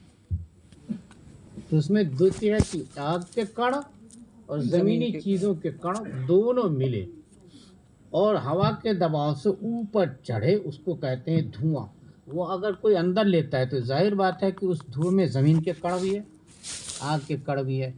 اندر گئے، آگ کے کڑ تو بجھ گئے، زمین کے کڑ آپ کے اندر جذب ہو گئے، اس لیے روزہ ٹوٹا۔ سمجھ گئے؟ اب اگر وہ کڑ ٹوٹ گئے، دھواں کا بیس ٹوٹ گیا، خالی خوشبو باقی رہی، جیسے آج کل اگر کسی نے اگربتی جلا بھی دیا، یہ دھائیں دھائیں دھائیں دھائیں پنکھا چل رہا ہے 60 کی اسپیڈ میں، ہے نا، وہ دھواں برابر رہ جاتا ہے کہ وہ تو ریزہ ریزہ ہو جاتا ہے، خالی خوشبو رہ جاتی ہے، تو اس میں کیا تکلیف ہے؟ اور ویسے بھی اگر کو پھر بھی جاتا ہے تو پھر پنکھا چلانا بند کر دینا پڑے گا رمضان میں، کیونکہ دھول دھکڑ پھر بھی جاتے ہی ہیں۔ یہ اتنے ہیں کہ شریعت اس کو معاف رکھتی ہے، زبردستی عبادت خراب کرنے کا حکم نہیں دیا جاتا ہے نا۔ تو ذرا ذرا بات میں روزہ خراب، یہ وہ ایسا ویسا کچھ نہیں ہوتا۔ حکم دیکھو، شریعت نے آپ کے ہمارے لیے کتنی آسانی کی، مسواک کرنے کا حکم دیا۔ مسواک روزے کی حالت میں بھی جائز نہیں ہے نا؟ نیم کی مسواک کیا آپ نے، آپ فقہاء کرام سے پوچھو، نیم کی مسواک کیا، اس کا کڑوا پن یہاں پہ لگ رہا ہے آپ کو، شریعت کہتی ہے آپ کے روزے کو کوئی فرق نہیں پڑا۔ اب جو نیم کا کڑوا مزہ آپ کو یہاں حلق تک میں محسوس ہوا، تو بنا کچھ گئے محسوس ہوا کہ کچھ گیا؟ مگر شریعت معاف رکھتی ہے، آپ کا روزہ ہو گیا، کوئی تکلیف نہیں ہے۔ آپ نے وضو کیا، وضو میں کلی کیا، کلی میں ٹھنڈا پانی استعمال کیا، اب وضو سے فارغ ہوئے، ٹھنڈے پانی کے ٹھنڈک کا اثر آپ کو گلے میں محسوس ہوا، شریعت کہتی ہے آپ کے روزے کو کوئی فرق نہیں پڑا۔ سبحان اللہ، سبحان اللہ۔ یہ شریعت تو رحم فرما رہی ہے، ہماری طبیعت والے اتنا ٹائٹ کر دے رہے ہیں شریعت کو کہ باقی کے لوگ ہمتیں ہار دے رہے ہیں کہ یار یہ اتنا ہم کر نہیں سکتے۔ اچھا، تو وہ تھوک لیتے لوگ تو روزہ ٹوٹ جاتا ہے۔ اگر خالص تھوک ہے اس کو نگل لیے، کوئی فرق نہیں پڑتا، روزہ ہو جائے گا۔ تھوک بھی نگل لی اپنی تھوک، اگر منہ سے باہر کر کے تب نگلو گے تو روزہ ٹوٹ جائے گا۔ منہ کے اندر ہی ہے، نگل لیا، کوئی فرق نہیں پڑتا روزے کو۔ اب اس لیے میں کہتا ہوں کہ تقریر مت سنا کرو، یہ ایسے تربیت بیٹھا کرو، لوگ پوچھ سکو آپ نے۔ ہاں، تو بات اپنی کیا چلی تھی؟ نیت پہ۔ اگر روزے کی نیت آپ نے آج ہی کر لیا، اس میں ایک اور مسئلہ ہے، چاند دکھا پورے روزوں کی نیت کر لی، ہو جائے گا۔ روز سحری اٹھنے بیٹھنے کی جھنجھٹیں ختم۔ جیسے نہیں اٹھ پا رہے ہیں نا، کئی لوگ کہتے ہیں یار سحری میں نہیں اٹھ سکتے، तो आज ही पूरे रमजान के रोज़ों की चांद दिख जाएगा, कल पूरे रोज़ों की नियत कर लो, इकट्ठे हो जाएंगे, इकट्ठे तमाम महीने भर के रोज़े की नियत कर लो, हो जाएगी। थोड़ा पानी आनी पिला सकते हैं? पानी पिलाओ भैया। पूरे रोज़ों की इकट्ठा नियत कर लो, झंझट खत्म हो गई। शहरी में उठे नहीं उठे, नियत किए नहीं किए, एक दो है ना। अब नियत का मसला एक और सुन लीजिए। मान लो भूल गए आप, शहरी में नहीं उठे, इकट्ठे 7 बजे उठे, 8 बजे उठे, फिर भी तो मैं शुक्रिया मनाऊं 7-8 बजे भी उठ जाए तो। मैं तो फ़ोन लगाता हूँ 10 बजे 10:30 बजे, ये तो फ़ोने बंद बता रहा है, अभी उठे ही नहीं है भाईजान, है ना। तो आप ज़वाल से पहले पहले जब उठ गए, चलो 10:30 बजे उठ गए आप, उस वक्त भी नियत कर लो तो रोज़ा हो जाएगा। सुभान अल्लाह। तब भी महल नियत है, समझ गए। हाँ, अब ये नहीं कि अब उस वक्त का खातून को कि लाओ शहरी का कुछ बचा हुआ है तो मैं खा लेता हूँ, फिर भी नहीं नियत करता हूँ। नहीं, अब खा नहीं सकते क्योंकि रोज़ा शुरू हो चुका है, नियत डिले हुई है। तो नियत को डिले करने से बचने के लिए अगर आप चाहें तो चांद देख के पूरे रमज़ान के महीनों के रोज़ों की नियत इकट्ठा कर लो, इंशाअल्लाह। समझ गए। अच्छा, एक मसला और बताता हूँ। नियत के ताल्लुक़ से ये मसला है शरीयत में कि आपने किसी काम की नियत कर लिया, अभी उसका काम का वक्त नहीं आया या आप उस काम तक पहुंच नहीं पाए, मगर उस काम के नियत कर लेने की वजह से उसका इब्तिदा आपके नामे अमल में हो गया, फरिश्ते लिखना शुरू हो जाते हैं।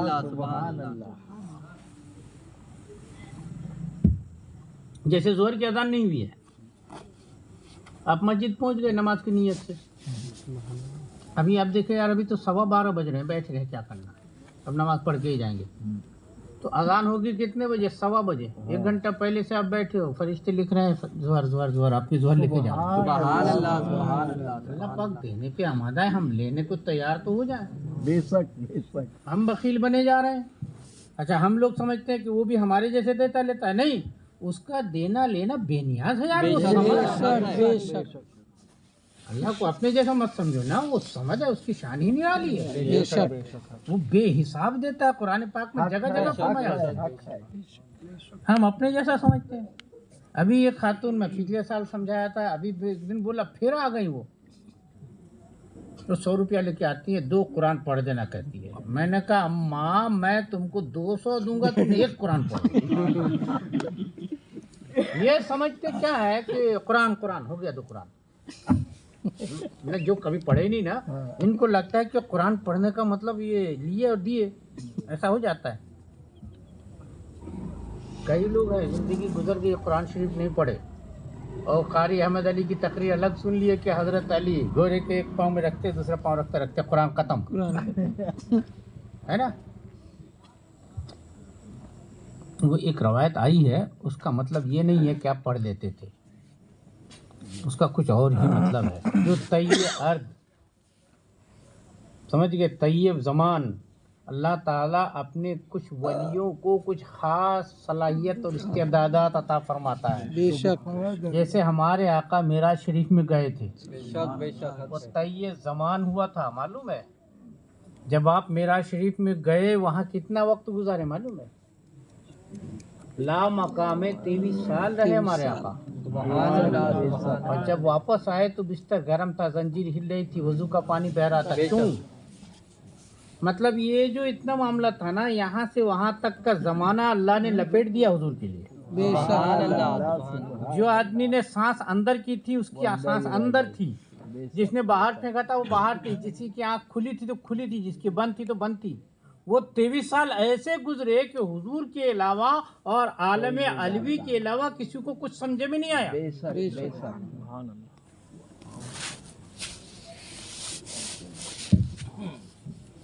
समझ गए। तो वो जो हजरत अली के बारे में वो रवायत आई भी, तो उसका ये मतलब है कि उनको तय्यब ज़मान अल्लाह ने अता फरमाया। सुभान अल्लाह। तो ये मतलब नहीं है ना कि हम आप भी पढ़ लेंगे, मुमकिन ही नहीं है हमारे लिए। इसको गुमान में भी मत लाना, हाँ, कि हम इतनी देर में पढ़ लेंगे और ऐसा वैसा, और इसी का नतीजा है कि भाई लोग चढ़ चढ़ के बढ़ बढ़ के अपने हाफिज जी लोगों को चढ़ा चढ़ा के बढ़ा बढ़ा के उनको भी जज्बा देते हैं कि जैसे आप स्पीड पढ़ते हैं, नहीं माशाल्लाह आपका तो वक्त क्या मामला है, तो हाफिज जी को लगता है और थोड़ा कम वक्त लगाऊंगा तो और मेरी तारीफ होगी, तो मालूम आप 50 मिनट में पढ़ते थे 40 में आ गए, और 40 में आते आते 35 में, 36 में, 40 में, 35 में, 30 में।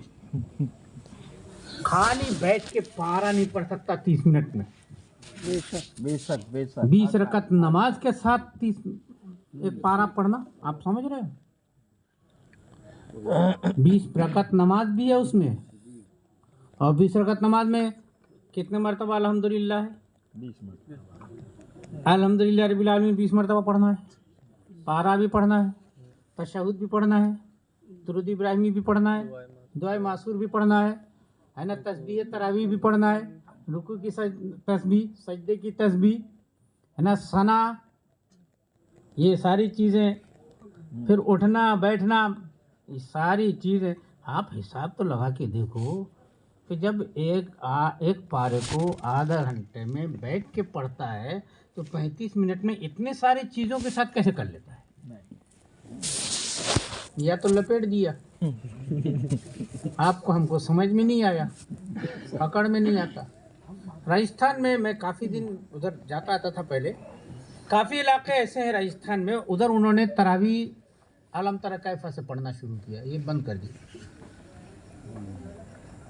कहते हैं यार एक तो हम लोगों का भी मन उकताता रहता है, सही बात है, उकताते हुए नमाज पढ़ने से नमाज होती ही नहीं है। कई लोग तो पहलू बदलते रहते हैं, इसलिए टाइम देखते रहते हैं। अगर ऐसा है तो आप घर चले जाओ, सो जाओ, यहाँ रह के सबकी नमाज ख़राब कर रहे हो आप। खाली दिखावा चलता है, जो आजकल हमारी तरावी होती है ना, ये दिखावा है। सोचते हैं कैसा चले जाऊँ, माँ बदौलत को लोग नेक में इस्तेमाल करते हैं, तरावी नहीं पढ़ूंगा तो लोग मुझे नेक नहीं समझेंगे, ज़बरदस्ती के लोगों को दिखाने के लिए पढ़ रहे हैं। अल्लाह के तरफ तो नीयत तवज्जो है नहीं, तवज्जो पूरी लगी रहती है हाफिज जी कब ख़त्म करेंगे, कब भागूंगा। और ये सोचना, इसको उकताहट के साथ पढ़ना कहते हैं। नमाज में पूरी जमात में से एक भी आदमी को उकताहट हुई, सबकी नमाज मकरूह हो जाती है, और पूरा गुनाह इमाम साहब के ऊपर आता है।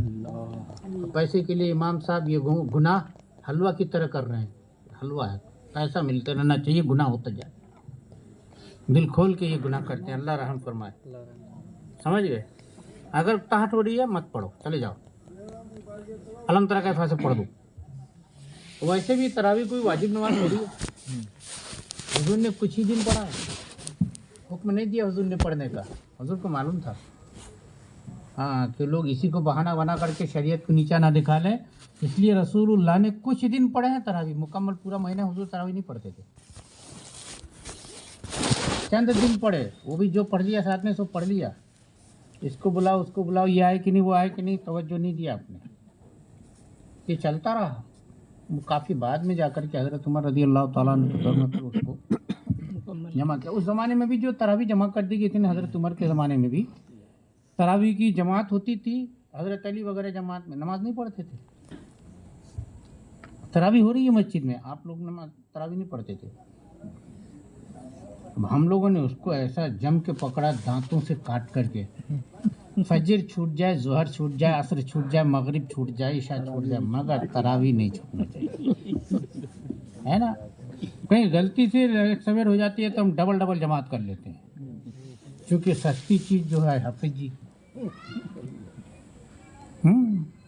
हाफिज जी सस्ते में इंतज़ाम हो जाता है, तो क्या है हम तीसरी मरतबा भी कर लें, हमको क्या कर रहे हैं लोग मार्केट के ऊपर, एक तरावी यहाँ भी शुरू हो जाती है। लोगों ने ये समझ लिया कि हमने कुरान का हक़ अदा कर दिया। मैं शुरू से कहता आया हूँ, कुरान का ये हक़ है नहीं कि कोई आप ठेके पे दे दो वो पढ़े और आपने सुन लिया, आपने कह दिया हमने हक़ अदा कर दिया। आपको पढ़ना है, ये कुरान का हक़ है। बेशक जब तक आप नहीं पढ़ोगे, आप अमल नहीं करोगे, तो कुरान के हक़ अदा नहीं किया आपने, बेशक ये आपकी शिकायत रहेगी। और हमने समझ लिए कि तरावी सुन लिया ना, हो गया, कुरान सुन लिए। रमज़ान मुबारक का महीना आता, सरकार और दिनों में तो तिलावत पर एहतमाम करते ही थे, रमज़ान में कुछ ज़्यादा ही एहतमाम फरमाते थे कुरान पाक की तिलावत का, क्योंकि कुरान पाक रमज़ान जो है ना कुरान पाक का महीना है। जिबरील अमीन आते थे हुजूर को तिलावत सुनाते थे कुरान। हर साल रमज़ान शरीफ में कुरान पाक का एक दौर जिबरील अमीन हुजूर को सुनाते थे शुरू से आखिर तक। कभी जिबरील हुजूर को सुनाते हैं, कभी हुजूर जिबरील को सुनाते हैं। आखिरी साल जब आया ना, सरकार को इस दुनिया से रुखसत होने वाला साल, उस साल 3 दौर किया। इसलिए फुक़हा किराम ने हुक्म दिया कि अगर आप सुन्नत की इत्तिबा की मुकम्मल नीयत रखते हैं तो रमज़ान में कम से कम 3 कुरान पढ़ना चाहिए। हम एक तो पढ़ नहीं पाते तो 3 कहाँ, तो लोगों ने कहा इसका अच्छा इंतज़ाम ये है कि हाफिज जी खड़े कर लो। मैंने देखा है इलाहाबाद में कंपनी बाग में कारी ग़ियास साहब सुनाते हैं 3 दिन की तरावी, यानी 10-10 पारा एक दिन में सुनाते हैं। ठंडे का मौसम था, अक्टूबर नवंबर का महीना। मैं गया एक दिन, हमारी मस्जिद में भी तरावी होती थी, यहाँ तो अब यह है कि थोड़ी देर की तरावी पढ़ लिए चले गए। मैंने कहा चलते हैं कंपनी बाग में, इलाहाबाद में कंपनी बाग है, और कंपनी बाग के अंदर मस्जिद है, ये योगी ने तोड़वा दिया वो मस्जिद। उस मस्जिद में नमाज होती थी, कारी ग़ियास साहब तरावी सुनाते थे। माशाल्लाह क्या उम्दा कारी ग़ियास साहब हैं, अभी हैं वो। हाँ, इलाहाबाद में कुछ ऐसे हजरात हैं। कारी ग़ियास साहब 9 बजे से 12 बजे तक पढ़ते थे तरावी, 3 घंटे की तरावी होती थी। अभी भी कारी तौक़ीर पढ़ते हैं इलाहाबाद में, आप सुनने लगोगे ना 1 मिनट के लिए तवज्जो इधर उधर नहीं होगी, इतना साफ साफ इतना उम्दा पढ़ते हैं ना, दिल लग जाता है। ऐसा लगता है ये पढ़ते रहे हम सुनते रहे। कुरान में भी अपना एक कशिश है यार, लोगों को समझ में नहीं आता, लेकिन कुरान में अपना एक लुत्फ है। तो मैं चला गया कारी ग़ियास साहब की, मैंने सोचा यार देखो ये 3 दिन में पढ़ते हैं यार, थोड़ा सा शामिल होकर देखते हैं। वहाँ गए तो कारी साहब और 5-6 लोग तरावी पढ़ रहे हैं खड़े होकर, बाकी के लोग आग ताप रहे हैं। ये बड़े बड़े ठुड लकड़ी के जले आग ताप रहे, सिगरेट पी रहा है, गुटखा खा रहा है, पान खा रहा है, चाय पी रहे, सब इधर सब पूरा चल रहा है, पूरा जमघटा है। अब वो जाहिर है कि 10 पारे पढ़ेंगे, 10 पारे पढ़ेंगे तो एक एक रकत में आधा आधा पारा चलेगा, और शुरू की रकतें हैं तो ज़्यादा ज़्यादा पढ़ते थे। अब अंदाज देखो, सारे हजरत लोग यहाँ पे हैं, अपने अपने काम कर रहे हैं। मैं देख के हैरान कि इतने थोड़े से लोग नमाज पढ़ते हैं, इतने सारे बैठे हैं। जैसे वो रुकू में गए, अल्लाह अकबर, कोई भांग थूक रहा है तो कोई सिगरेट फेंक रहा है, कोई कुछ दौड़ दौड़ के जाके क्या मजाक बना रहे हैं। इतना पारा खराब चढ़ा मुझे, उस वक्त मेरी दाढ़ी निकल रही थी छोटी छोटी थी, बहुत गुस्सा आया। लेकिन हम उनकी नज़रों में बच्चे थे, कुछ बोल सकते नहीं थे, कोई भी मुड़ थपड़ी कर देगा। मुड़ थपड़ी समझते हैं? हाँ, ये सब चलता है इलाहाबाद में। तो मैंने देखा, महसूस किया कि अल्लाह, एक बंदा सजदे के साथ पढ़ रहा है, उसमें 6, 7, 8 लोग, शायद सादा 8-9 लोग होंगे, वो सुन रहे हैं। बाकी ये जो इतनी बड़ी जमात है, ये कितने लोग थे मालूम है? कम से कम 300 लोग थे। अल्लाह, मस्जिद में जगह ही नहीं रहती जब रुकू में हो जाते हैं तो। अच्छा, पहली रकत में तो भाई लोग ऐसा कर लिए, अब दूसरी में क्या करोगे बेटा? मैंने क्या किया, वो क्या करते थे, वहाँ उनको बोल के रखे थे कारी ग़ियास साहब को कि पहली रकत में आपको पारा घसीट देना है, दूसरी रकत में आपको 2-3 आयतें 4 आयतें पढ़ना है। लोग थक जाते हैं, बोले बेचारे को क्या मालूम, वो तो आगे पढ़ रहे हैं, उनको क्या मालूम कि लोग आग तापते हैं। मैंने उनको पूरी दास्तान बता दी। हाँ, बोले अब तो बराबर बराबर पढ़ूंगा, इसलिए हमको कहते हैं पहली रकत लंबी पढ़ा करो।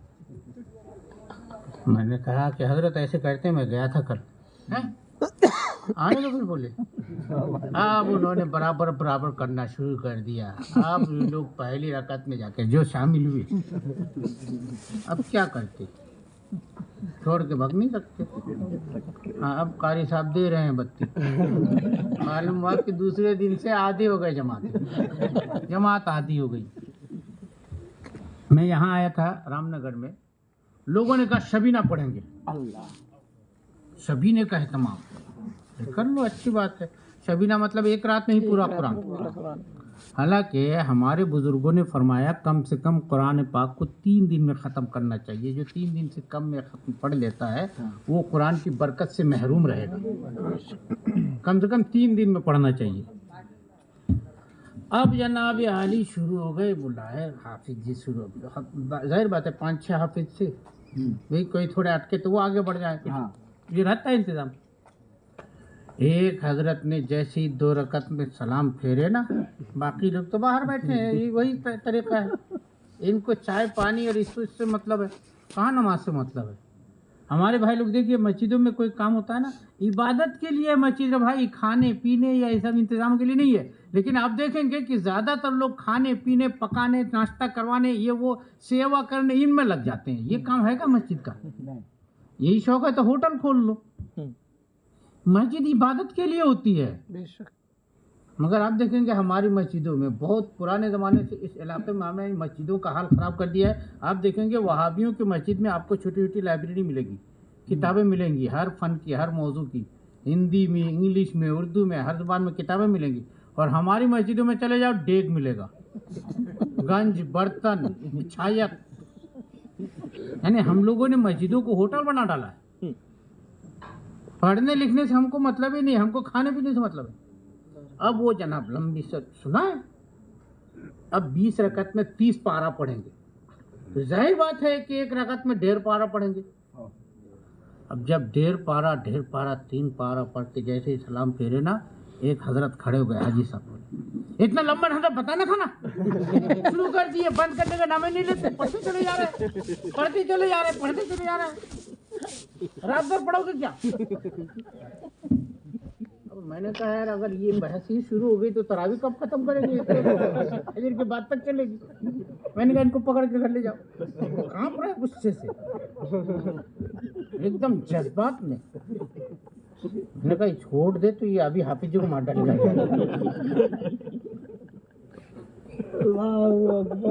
जो चीज समझते नहीं क्यों करते हो? कुरान को मुकम्मल पढ़ना है। रमज़ान मुबारक में कुरान पाक का कम से कम 1 दौर हो जाना ये सुन्नत मुअक्कदा है, कुरान का हक है हमारे ऊपर।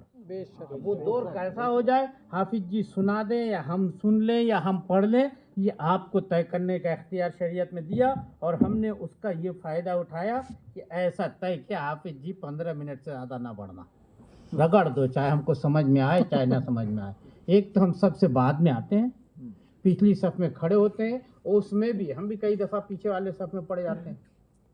बार बार पेशाब करना पड़ता है, दिन भर खाने पीना बंद रहता है, इफ्तार करके खा पी लेते हैं जम के, शुगर वाले आदमी, तो बार बार जाना पड़ता है।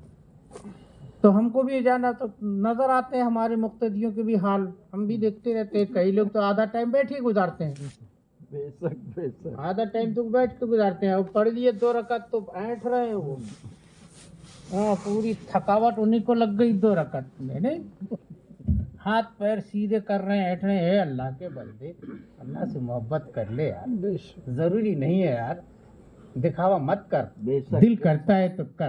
तरावी वाजिबात में से नहीं है ना, वो सुन्नत है, वो भी गैर मुअक्कदा सुन्नत है। कुरान पाक मुकम्मल करना ये ताकीदी है। अगर वो नहीं बन रहा है ना तो बैठ के पढ़ ले, तिलावत कर ले। नहीं है तो तय कर लो, 10 जने मिल के एक हाफिज जी को बिठा लो कि यार हम लोग अलम तरा कैफा से जल्दी जल्दी नमाज दिल लगा के पढ़ लेते हैं, फिर बैठ जाते हैं इत्मीनान और सुकून के साथ। 1-1, 2-2 पारे सुना दिया करो भाई। ये कई जगह हो रहा है, मैं जो बताया राजस्थान वगैरह काफ़ी इलाकों में यही हो रहा है। अलम तरा कैफा से तरावी पढ़ लिए उनने, और उसके बाद बैठ जाते हैं अदब के साथ, हाफिज जी पढ़ के सुनाते हैं। उसमें और इस तरह कर लेते हैं क्या, कंजुल ईमान शरीफ लेके बैठते हैं, वो आयत आयत पढ़ के बताते हैं, उसका तर्जुमा भी पढ़ के बताते हैं। नहीं मामू से कहना मामू भला, कम से कम कुछ तो अल्फाज कुरान पाक के कुछ तो तर्जुमे ध्यान में आ जाता है। पूरे कुरान का सुनेंगे कुछ तो 100 बात सुनेंगे तो 10 बात तो याद हो जाएगी, है ना। आपको तो ये पता लग जाएगा यार 3रा पारा सुन रहे थे वहाँ पे आया था इसका जिक्र। जब कहीं आएगा कि यार सूद का अदब नहीं, 3रे पारे से सूद की बुराई शुरू हो गई है, आप बता तो सकते हैं कि नहीं, हाँ यार 3रे पारे में मुसलमान है यार, कुरान पाक को जानता है ना। अब ऐसे हाफिज जी तो कहाँ चल रहे हैं यार, तो पता ही नहीं चल रहा है। बाद में हमसे पूछते हैं लोग आज कितने पारे हो गए थे। अब फिर आपको पता ही नहीं चल रहा है तो हम क्या वो पारा गिनने के लिए खड़े हैं पीछे? اور کہاں تک پہنچ گئے, کتنے پارے ہو گئے, کہاں تک ہو گیا. جامع مسجد میں تو اتنا چلا گیا, ہاں پھلچور میں تو ماشاءاللہ سب سے آگے چل رہا ہے. یہی سب حساب کتاب بتاتے رہتے ہیں. اللہ کے بندے اپنے اعمال نامے کا خیال کر, ساری مسجدوں کا حساب مت رکھ, ہے نا. اپنا خیال کرنے کی ضرورت ہے نا, سب کا حساب لے رہے ہیں, اللہ رحم فرمائے. بات دوسری طرف چلی جاتی ہے. تو روزے کی بات چل رہی تھی. ہاں روزہ بغیر سحری کے, بغیر افطار کے روزہ ہو جاتا ہے. روزہ نیت سے ہو جاتا ہے, سمجھ گئے. شیخ حرم کے اوپر معاف ہے, فدیہ دینا ہے اگر وہ صاحب نصاب ہے, اور اگر صاحب نصاب نہیں ہے تو فدیہ بھی معاف ہے, سمجھ گئے.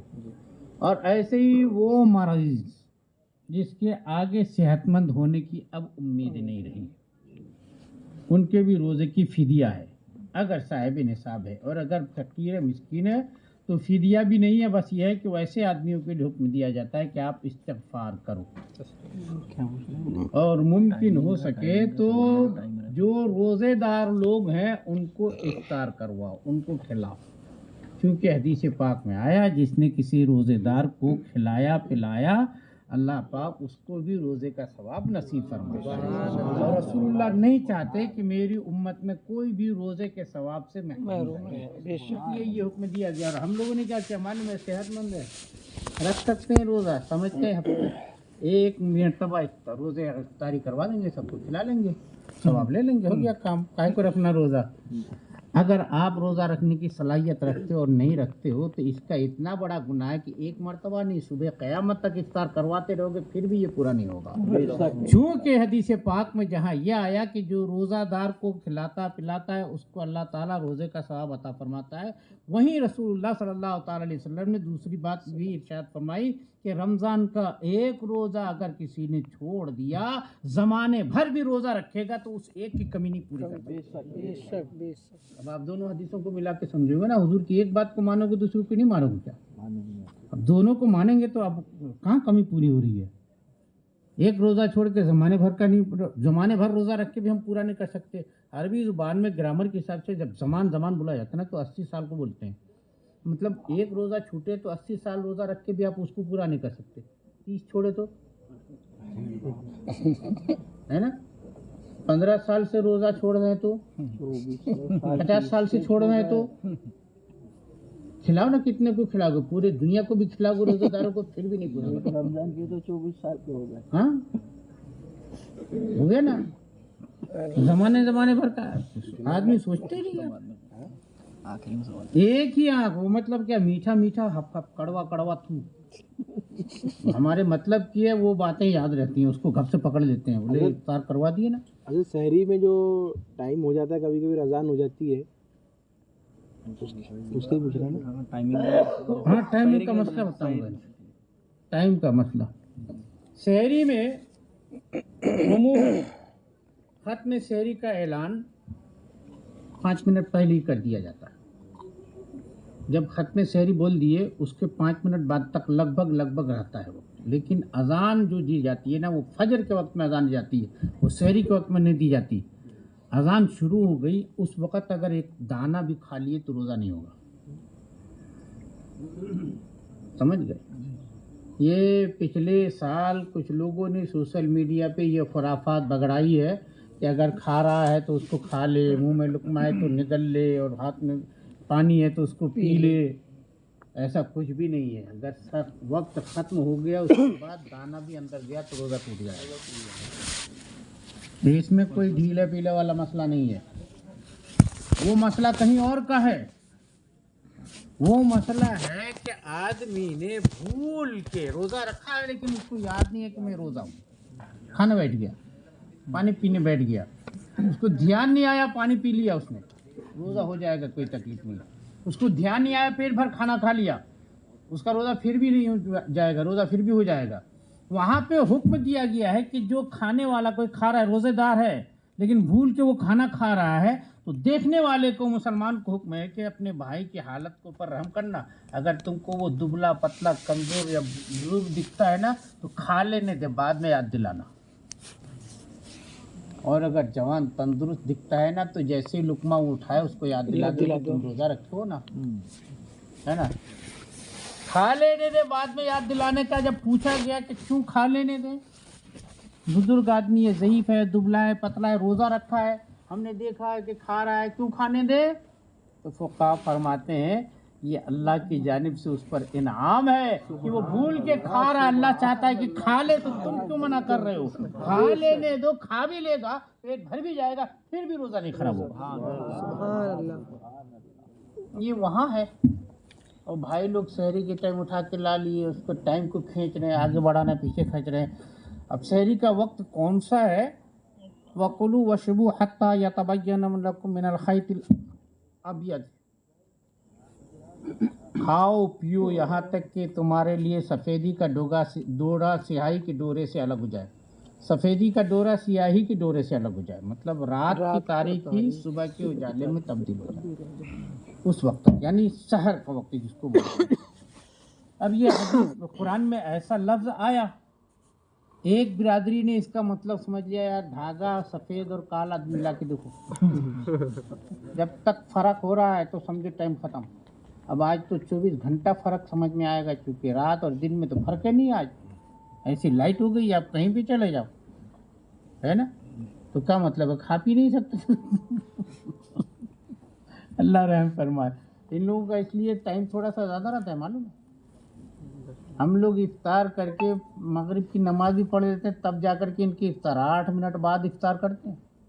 کھوجا بہرا لوگ، ہاں شہری بہت پہلے ختم کر لیتے ہیں. جب تک گھپ اندھیرا نہ ہو یہ روزہ نہیں ختم کرتے. ان کی شروع ہو گئی تراویح آج. ہاں یہ عرب کے یا ایران کے حساب سے شروع ہو جاتے ہیں. بہرحال تو سحری کا وقت جب ختم بول دیا جاتا ہے نا، پرچوں میں لکھا جاتا ہے، تو 5 منٹ قریباً اس میں احتیاطی طور پر پہلے ہی لکھا رہتا ہے. وہاں ختم ہو گیا، اس کے 2-3-4 منٹ تک اگر اس کے بعد بھی کھا لیے نا تو روزہ ہو جائے گا، کوئی تکلیف نہیں، کیونکہ وہ بھی وقت سحری کا رہتا ہے. وہ احتیاطی طور پر پہلے لکھ دیا جاتا ہے. لیکن جب اذان شروع ہو جاتی ہے نا تب نہیں کھانا، کیونکہ وہ فجر کے وقت میں اذان ہوتی ہے، سحری کے وقت نہیں ہوتی. ہاں تو مطلب وقت ختم ہو گیا ہے، فجر کا وقت ہو گیا، اب کوئی مسئلہ نہیں رہا. افطار میں ایک مسئلہ، جب وقت کی سوال آیا تو افطار میں بھی مسئلہ عرض کر دوں. افطار بھی عام طور پر جو ہمارے یہاں کرتے ہیں نا، اب تو سب کے مسجدوں میں لگ بھگ ڈیجیٹل گھڑیاں لگ گئی. یہ ڈیجیٹل گھڑیوں میں بھی سیٹنگ ہے 2 منٹ 42 یا 32 سیکنڈ. اتنا احتیاط کے ساتھ چلتی ہے یہ گھڑی بھی، سمجھ گئے. پہلے کراچی یونیورسٹی سے یہ سب سیٹ تھا، ابھی یہ سب بمبئی سے کسی نے بنایا ہے نیا، یہ دوسری کمپنی ہے سلاد سائٹ 2 کر کے ان لوگوں نے بنایا ہے. تو انہوں نے اپنے حساب سے 3 منٹ کر کے 6 منٹ کا احتیاط شامل رکھا ہے اس میں، سمجھ رہے ہیں. تو جیسے اعلان ہوگا مسجد میں سحری کا وقت ہو گیا یا افطار کا وقت ہو گیا، یا سیٹی بجائی جائے گی، اذان دی جائے گی، اس سے اگر کسی نے 1-1.5 منٹ پہلے بھی کھا لیا تو روزہ نہیں ٹوٹے گا. ہاں چونکہ وقت ہونے کے 2-2.5 منٹ کے بعد جا کر کے اعلان کیا جاتا ہے. جب اعلان کیا جاتا ہے سٹی بج جاتی ہے، اس سے 2-2.5 منٹ پہلے افطار کا وقت ہو چکا ہوتا ہے. ہاں ٹائم ٹیبل میں ایسا وہ اس لیے چھاپا جاتا ہے، لکھا جاتا ہے. احتیاط لازم اس لیے ہے کہ ہم آج وقت کو دیکھ کے، آسمان کے رنگ کو دیکھ کے وقت کا پتہ نہیں لگا سکتے تھے. جو علم ہم کو ہمارے رسول نے دیا تھا ہم سنبھال نہیں پائے. آج ہم آپ گھڑیوں کے محتاج ہو گئے ہیں، مشینوں کے محتاج ہو گئے. اور مشین کچھ بھی ہے، گھڑی ہے، مشین ہے، ہاں اس کے اوپر بھروسہ نہیں کیا جا سکتا، یہ دھوکہ دے سکتی ہے. اس لیے احتیاطی طور پر 2-3 منٹ وقت شامل رکھتے ہیں اس میں. پھر بھی اگر کسی نے کر لیا نا، افطار کر لیا، تو غالب گمان تو یہی ہے کہ یہ آج کل چونکہ 10 گھڑیاں 50 گھڑیاں، اب تو ڈیجیٹل موبائل آ گیا سب کے پاس، وہی ہے ایک ٹائم چلتا ہے. تو اس سے یقین تو ہو ہی جاتا ہے وہ اس میں روزہ ہو جائے گا، کوئی تکلیف نہیں ہوگی.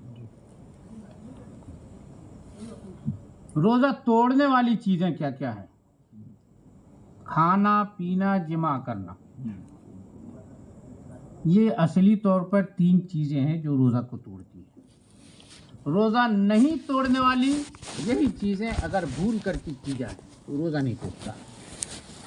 اب اس کے علاوہ کچھ چیزیں ہیں جو ہونا نہیں ہونا، مثلا احادیث مبارکہ میں اپنے روزے کو پاک صاف رکھو کا لفظ آیا، مطلب جھوٹ، غیبت، چغلی، حرام کاری، ریاکاری، جتنے گناہ کے کام ہیں ان تمام کاموں سے اپنے آپ کو بچانا، یعنی اپنے روزے کو بچانا،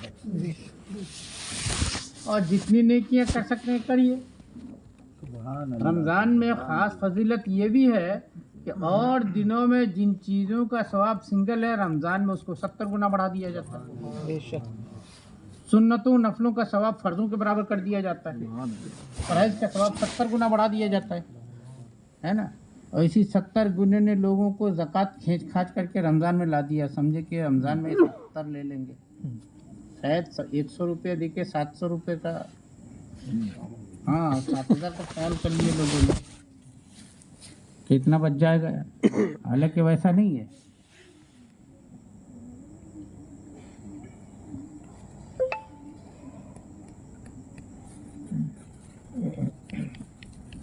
دو مسئلے بہت اہم ہیں۔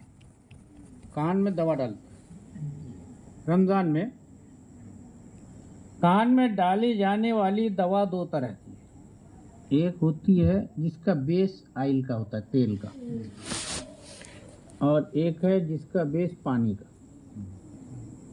پانی کے بیس والی دوا کان میں ڈالنے سے روزہ نہیں ٹوٹے گا،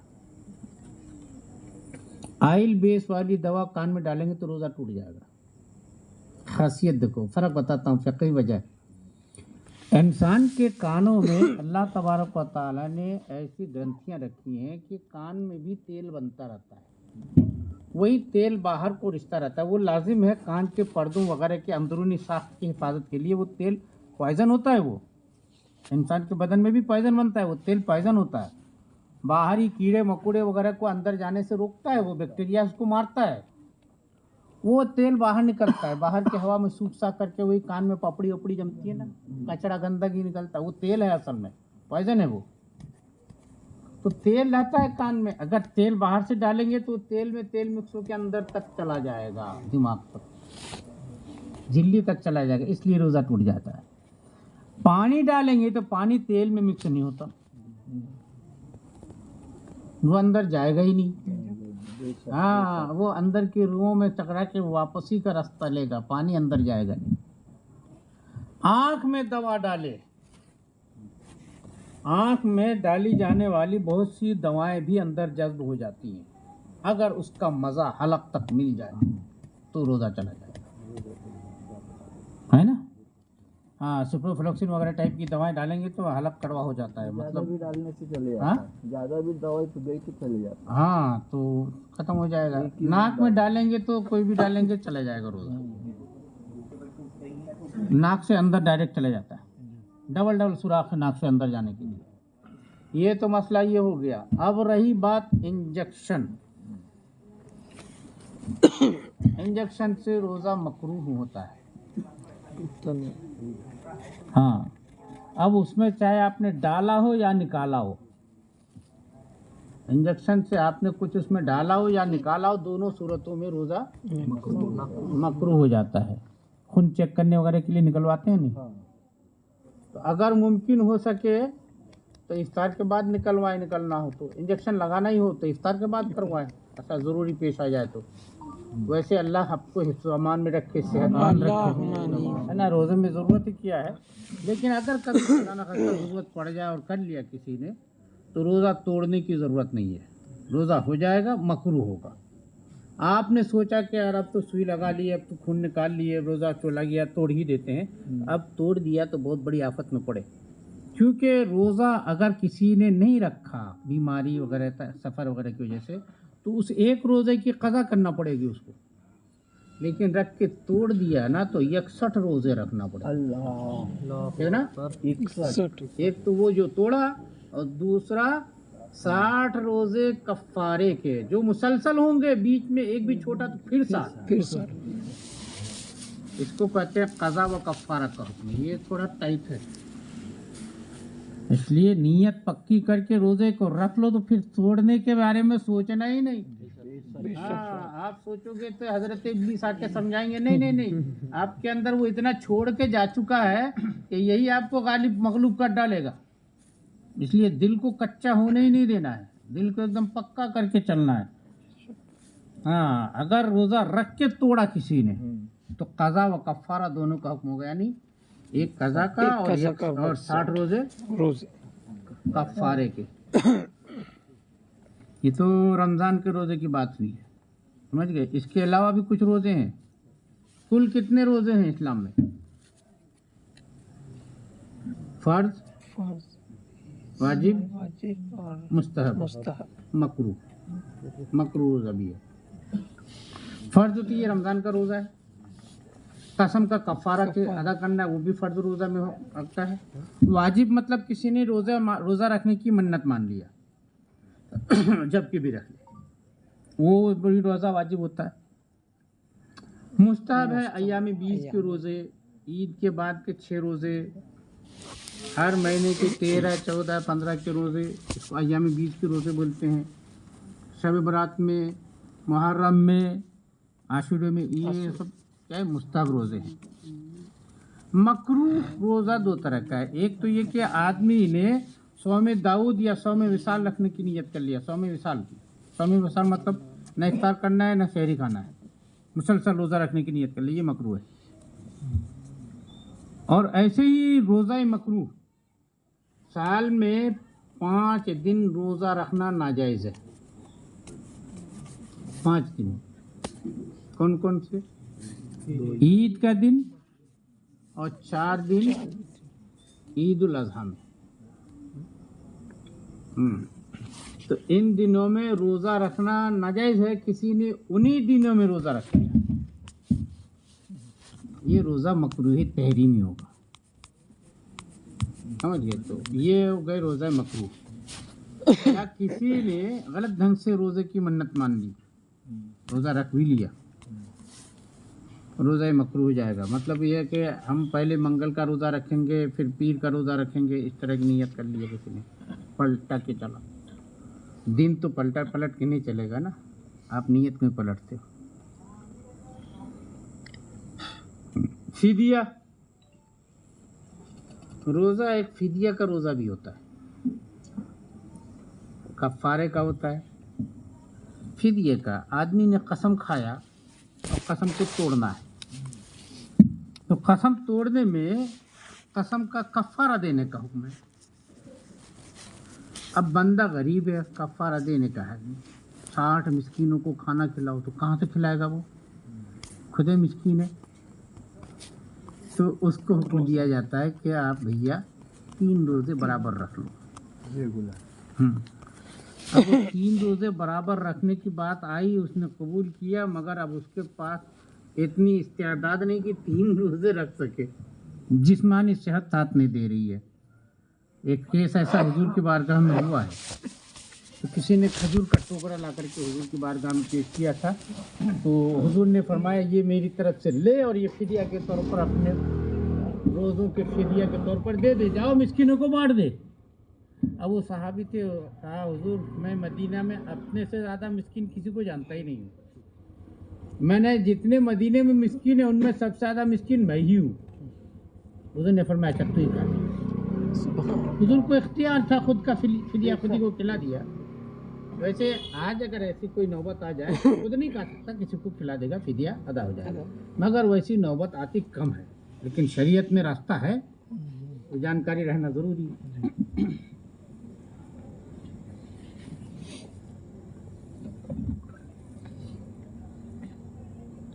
ایک اور مسئلہ آتا ہے, جتنے حرام کام ہے, باقی دنوں میں جیسے حرام ہے ویسے روزے میں بھی حرام ہے, لیکن چونکہ آپ روزے میں آپ مکمل طور پر عبادت میں ہیں, تو عبادت میں رہتے ہوئے اگر کوئی نافرمانی کا کام کریں گے کیا اس کا گناہ بھی بڑھ جائے گا؟ جیسے روزہ رکھ کے جھوٹ بولتے ہیں کئی لوگ, کیا کہتے ہیں, بیاض کا کام کرتے ہیں, جھوٹ بولتے ہیں, غیبت چغلی یہ وہ, حرام کام جتنے بھی ہیں، اس حرام کا گناہ اتنا ہی رہے گا، بڑھ کے نہیں ملے گا، اس کو خیال رکھیے گا۔ لیکن اس کی وجہ سے روزہ آپ کا مکروہ ہے، یہ بھی ایک مکروہ روزہ ہے۔ تو روزہ رکھیں آپ نیت میں، لیکن جھوٹ بول دیے تو روزہ تو ہو گیا، مکروہ ہو گیا۔ ایسے ہی مکروہات اور ایسی چیزوں، غیبت کر لی، چغلی کر دی، یا اس طرح کے کسی اور گناہ میں ملوث ہو گئے، تو جو مکروہات لاگو ہو گئے نا، تو یہ وہ روزہ ہوا جو اللہ کی بارگاہ میں پیش ہونے لائق نہیں رہا۔ سمجھ گئے؟ اب جو چیز اللہ کی بارگاہ میں پیش ہونے لائق ہی نہیں، اسے آپ کیا کرنا چاہیں گے؟ کیسے پیش کریں گے اللہ کی بارگاہ میں؟ حضور نے اس کا راستہ آپ کو آدمی کو عطا فرمایا ہے کہ زکوٰۃ الفطر طہر الصیام، صدقہ فطری روزوں کو پاک کرنے کے لیے، جو رفث اور فضول باتوں، طرح طرح کے گناہوں میں ملوث ہونے کی وجہ سے جو ہمارے روزے وزندار ہو گئے، اس بارگاہ الہی میں پیش ہونے لائق نہیں رہے نا، ان کو پھر پاک صاف کرو۔ پاک صاف کیسا کریں؟ تو سرکار نے اس کا راستہ عطا فرمایا، فطرہ ادا کرو، تمہارے روزے پاک ہو جائیں گے۔ جیسے انسان کے جسم کی زکوٰۃ روزہ ہے، ویسے روزے کی زکوٰۃ کیا ہے؟ فطر ہے۔ اب وہ مسئلہ فطرے کا آ گیا ہے، تو اس میں دو چیزیں اور سن لینے کی ہے۔ ایک تو فطرہ صاحب نصاب کے اوپر، جیسے زکوٰۃ صاحب نصاب کے اوپر، ویسے صاحب نصاب کے اوپر۔ دوسرا، اور تمام عبادتیں جتنے بھی احکام ہیں وہ بالغوں کے اوپر لاگو ہوتا ہے، فطرہ جو نابالغ ہے اس کے اوپر بھی لاگو ہوتا ہے۔ یہاں تک کہ عید کا چاند دکھنے سے 5 منٹ پہلے جو بچہ پیدا ہوا اس کا بھی فطرہ نکالنا ہے۔ اب بھئی اس کا کون سا روزہ ہے جو مکروہ ہوا؟ آپ ہم یہ سوچ سکتے ہیں نا، بھئی اس کا کون سا روزہ؟ ابھی تو وہ پیدا ہی ہوا ہے، اس کا روزہ پاک کرنا۔ تو فطرے کا مقصد خالی روزے کو پاک کرنا ہی نہیں ہے، فطرہ اپنے آپ میں بھی ایک صدقہ ہے۔ اس لیے صدقہ فطر کو صدقات واجبہ میں گنا جاتا ہے، مستحبہ میں نہیں۔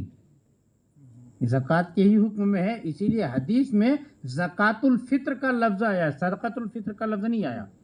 حدیث میں آیا زکوٰۃ الفطر طہر الصیام، صدقہ فطر روزے کی پاکی ہے۔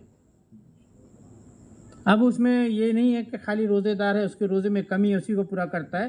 صدقہ فطر اپنی اہمیت بھی رکھتا ہے، اسی لیے نابالغ کے اوپر بھی صدقہ فطر ہے۔ جو شیخ حرم ہو گئے ہیں بڑھاپے کی وجہ سے، روزہ جن کے اوپر معاف ہو گیا، ان کے اوپر بھی صدقہ فطر ہے۔ جو بیمار ہیں ان کے اوپر بھی ہے، جو مسافر ہیں ان کے اوپر بھی ہے۔ صدقہ فطر سب کے اوپر ہے۔ عید کا چاند دکھنے سے پہلے پہلے جو بھی پیدا ہوا اس کے اوپر صدقہ فطر ہے۔ اس کا اپنا بھی ایک اہم مقام ہے نا، اس کا خالی وہی مقصد نہیں ہے کہ روزے پاک کرے۔ ہاں، یہ سرکار کا کرم ہے کہ اپنی امت کی ایک ایک نیکی یا ایک ایک کام کو کئی کئی فائدوں میں آپ، تو وہ حضور کا اختیار تھا، کئی کئی چیزوں کو فائدوں کا ذریعہ بنا دیتے تھے۔ کسی کو کچھ پوچھنا ہے روزے کے تعلق سے؟ سال میں کتنے روزے فرض ہیں؟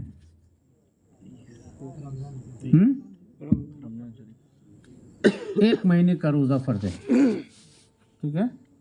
اب وہ مہینہ 29 کا بھی ہوتا ہے، 30 کا بھی ہوتا ہے۔ گنتی ہم نہیں طے کرتے، گنتی اللہ طے کرتا ہے۔ ایک مہینے کا روزہ ہمارے پر فرض ہے۔ اچھا، اور اس کے علاوہ واجب تو صرف آپ نے منت مانی ہے تو ہوتا ہے روزہ، مستحب کوئی روزہ واجب نہیں ہے۔ باقی جو مستحبات ہیں آپ ان کو سنت سے تعبیر کر لو یا مستحب سے، نفل سے تعبیر کر لو، ہیں وہ مستحبات میں سے۔ وہ کون ہے؟ عید کے روزے ہیں، عید کے بعد 6 روزے ہیں، ہر مہینے کے 13، 14، 15 کے روزے، 3 دن کا ایام بیج کے روزے بولتے ہیں، عاشورہ کا روزہ ہے نا، شب برات کا، یہ سب جو روزے ہیں نا یہ سب مستحبات میں آتے ہیں۔ بس اتنے ہی روزے ہیں۔ قسم کے کفارے کا بھی روزہ، وہ جو قسم توڑے اس کے لیے، ہم لوگ تو توڑتے ہی نہیں، اور قسم کھاتے ہیں تو ایسی چیزوں کی کھاتے ہیں کہ اس کو کھا بھی سکتے ہیں۔ ایک تمہارے سر کی قسم نہیں کھاتے، پکا لو تو کتنا مزیدار ہے۔ ایفٹین کے ساتھ لوگوں نے کھایا نا پکا پکا کے، हम खाते हैं, ऐसे खबीज लोग हैं दुनिया में भी।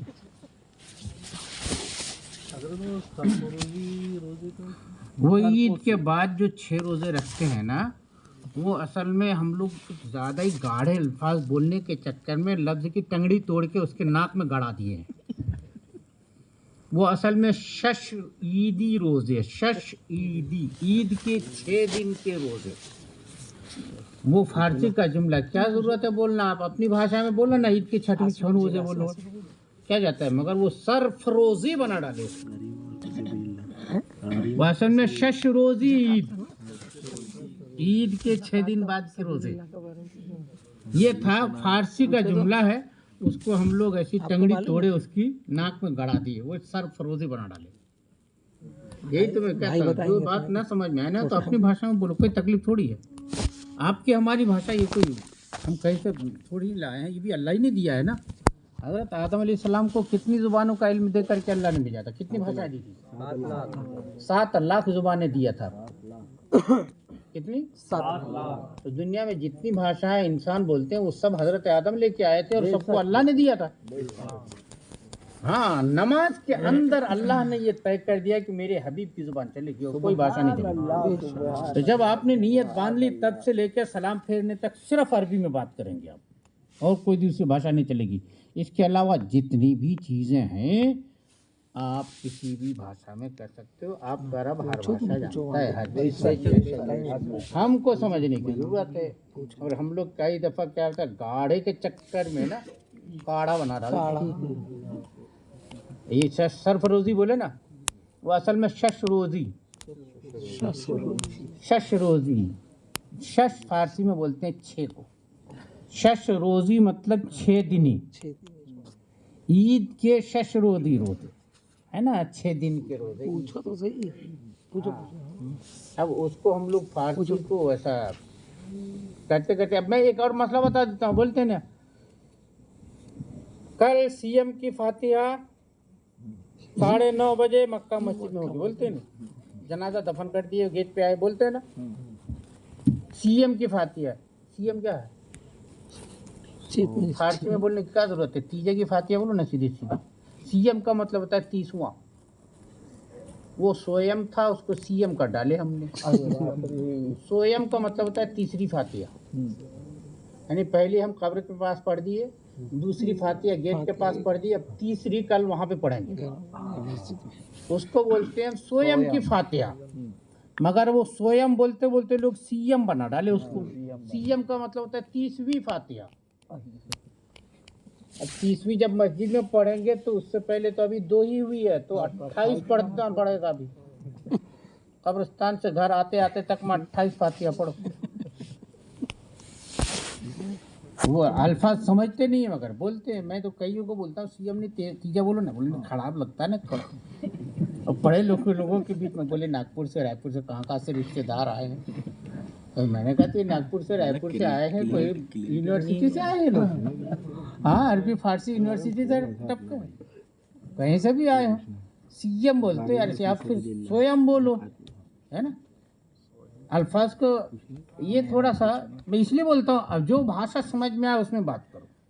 दुआ मांगने में भी ये बात बार बार कहता हूँ मैं, आपका रब आपके दिल की हालत को जानता है यार। सिर्फ उसकी बात की तरफ तवज्जो लगाए, बस वो ये चाहता है कि तुम मेरे पास मांगो। हालांकि उसको खुद को मालूम है कि तुमको क्या चाहिए, उसे बताने की भी जरूरत नहीं, वो जानता है। लेकिन उसे अच्छा लगता है कि हम उसके बारगाह में हाथ फैलाते हैं। हजरत ज़कात में गारिम और फी सबीलिल्लाह क्या है? गारिम उस शख्स को बोलते हैं जो किसी वजह से कर्ज में ऐसा मुस्तगरक हो गया कि उसके पास जो कुछ है वो सारा भी बेच देंगे तो उसका कर्जा नहीं उतरेगा, उसको बोलते हैं गारिम। अब वो गारिम में एक बात ये तशरीह आती है कि वो उधार ले करके पीता न रहता हो। हाँ, एक साहब रिटायर हुए, उनने अपनी सर्विस बुक ले जाके ठेके पे दे रखा था, रामनगर की बात है। अब रिटायर हुए, अब सर्विस बुक लेने गया, पेंशन वेंशन चालू हो गई है वो, तो सर्विस बुक वहाँ दे रखा था, पीता रहता था, उधारी भी चलता रहता था। जब हिसाब किताब किया तो 1.5 लाख और इसकी तरफ निकला। जो वहाँ से 40 लाख मिले ना, वो ये 41.5 लाख की पी चुका था, 1.5 लाख और देना पड़ेगा, अब कौन देगा? उसकी कमाई में तो ऐसा आदमी भी गारिम है, मगर ज़कात की रकम देख के उसका वो कर्जा चुकाने जाएंगे क्या? गारिम जो हलाल वजह से, समझ गए? एक मिसाल बता रहा हूँ, मान लो हमको भरोसा हो गया इनके ऊपर, हमने इनको 10 लाख का माल दे दिया, ले जाओ बेचो, समझ गए? नाव डूब गई इनकी, तो मैं तो ये जानूंगा कि भैया मुझे तो 10 लाख चाहिए आपसे। अब नाव डूबी या डकैत छीन के ले गए वो तुम जानो, मुझे तो अपने 10 लाख चाहिए ना। अब ये तो डूब गए, ये गारिम हो गया। अब ऐसा आदमी वो 10 लाख कहाँ से चुकाएगा? तो शरीयत ये कहती है कि अपने मुसलमान भाइयों की ज़कात वसूल करो, जमा करो, उसको कर्ज से निकालो। वो गारिम हो गया, उसको निकालो, वहाँ से डूब गया वो। सुभान अल्लाह, सुभान अल्लाह। ये गारिम है। इनको छोड़ फी सबीलिल्लाह,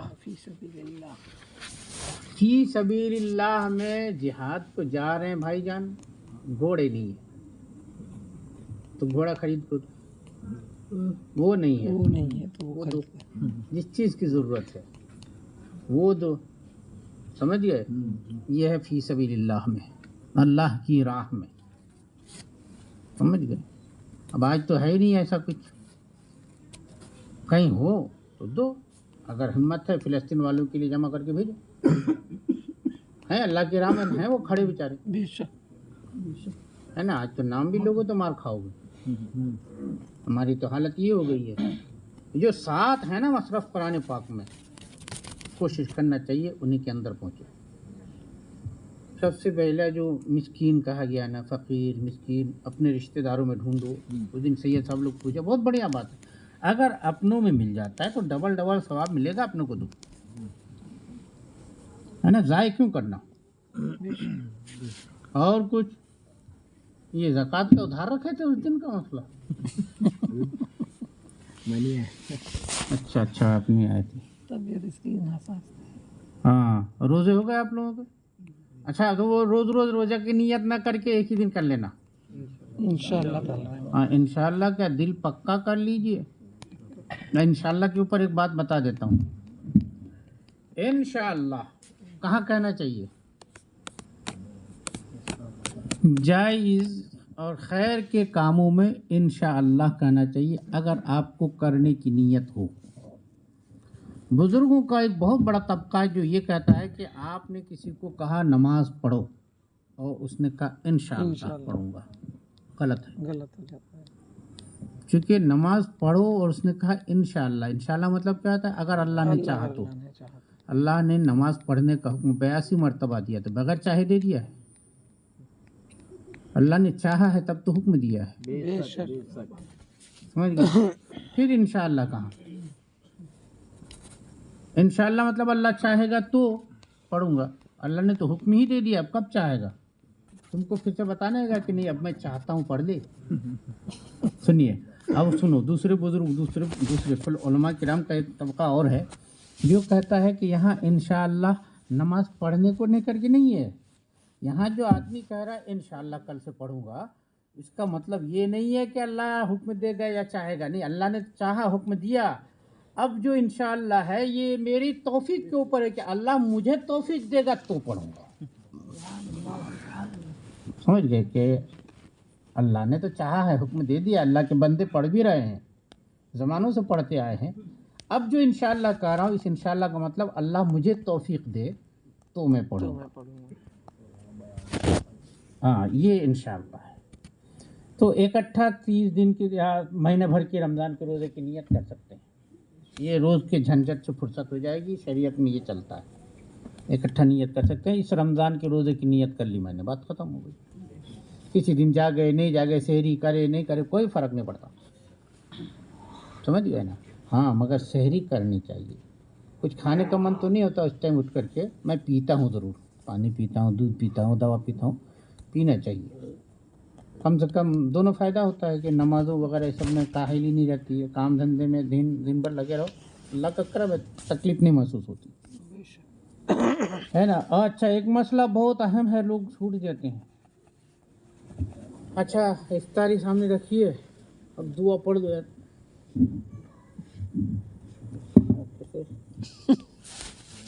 हे अल्लाह के बंदे, अल्लाह को आपकी भाषा आती है तो पर्चे में लिखा हुआ पढ़ना ज़रूरी नहीं है। आपको अपने रब से जो चाहिए मांगो ना यार। हदीस पाक में आता है कि जिस वक़्त बंदे के सामने खाना रखा हुआ है, इफ्तारी का वक्त होने को टाइम बाकी है, खाना सामने तैयार है, बंदा बैठा है, तो अल्लाह तबारक व तआला फरिश्तों के सामने मुबाहत फरमाता है। मुबाहत का मतलब समझते हैं? खुश होता है। अल्लाह फरमाता है मेरे फरिश्तों देखो तो मेरे बंदों को उसके पसंदीदा खाने रखे हुए हैं ना। फरिश्ते अर्ज करते जी परवरदिगार सारे पसंदीदा खाने रखा है उसने, चुन चुन के रखा है, उसको क्यों नहीं खा रहा मालूम है? फरिश्ते अर्ज करते हैं अल्लाह ही बेहतर जानता है, अल्लाह तो ही बेहतर जानता है। अल्लाह फरमाता है मेरे बंदे को मेरे हुक्म का एहतराम है, अभी मेरी जानिब से इजाज़त नहीं मिली है, नहीं खा रहा है। जैसे ही मेरा मुअज्जिन पुकारेगा, जैसे मेरी जानिब से इजाज़त मिलेगी खाने लग जाएगा।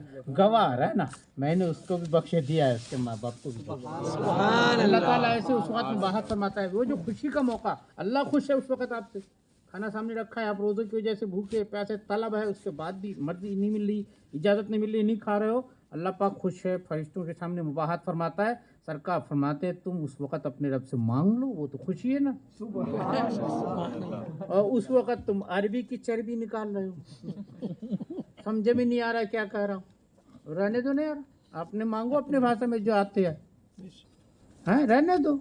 अल्लाह समझता है आपकी भाषा हिंदी भी आती है अल्लाह को, आप हिंदी में मांगो ना, आपको आप जो मर्जी आप मांगो। अब उसके बाद वो जो पर्चे में लिखी हुई दुआ बटती है, वो है इफ्तार करने के बाद की दुआ। उसमें क्या कहते हैं, अल्लाहुम्मा इन्नी लका सुमतु व बिका आमनतु व अलैका तवक्कलतु व अला रिज़्क़िका अफ़्तरतु। ये सारे के सारे पास्ट टेंसेस हैं। ए अल्लाह मैंने तेरे लिए रोज़ा रखा, तुझ पर भरोसा किया, तुझ पर ईमान लाया, तेरे दिए हुए रिज़्क़ पर इफ्तार किया। सब क्या बोलते हैं? रोज़ा रखा, ईमान लाया, भरोसा किया, इफ्तार किया, सब पास्ट टेंस है ना। और भाई लोग वो याद करके वो कहते हैं उसको पहले कह के सब खाना पड़ता है, सब भूतकाल, अभी तुम खाए नहीं हो, अभी तुम इफ्तारी नहीं किए हो, पहले से कह ले रहे हैं, तो झूठ काल हो जाता है। वो भूतकाल का सिरेगा झूठ काल हो जाता है, वो भी लाजिम नहीं है। इफ्तार कर लिए, अल्हम्दुलिल्लाह रब्बिल आलमीन, वो लंबी चौड़ी दुआ का उस वक़्त वक्त नहीं है। इफ्तार से पहले आप जो कुछ चाहो मांग सकते हो, क्योंकि आपका रब आपकी तरफ मुतवज्जा है, रहमत के साथ खुश है। समझ गए? अब जब हमारा रब खुश है, हमको पता चल जाए, तो हम खुशी के वक्त मांग लेते हैं ना। है? अम्मा खुश होती है तो बोल देते हैं अम्मा आज तो बिल्कुल मुझे माफ़ कर दे, है ना।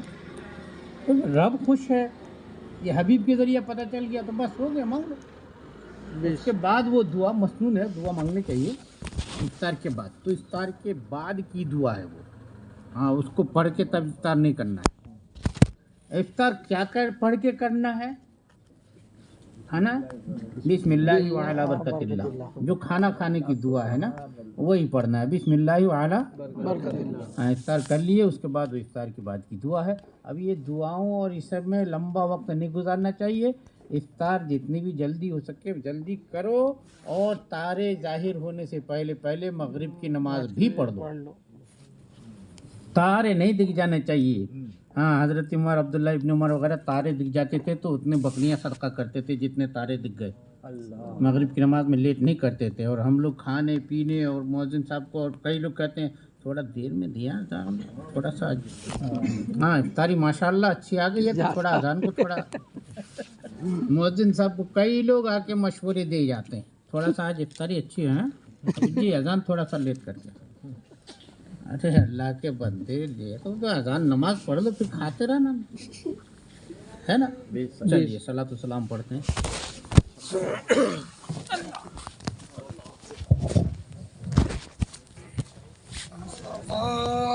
जाने रहमत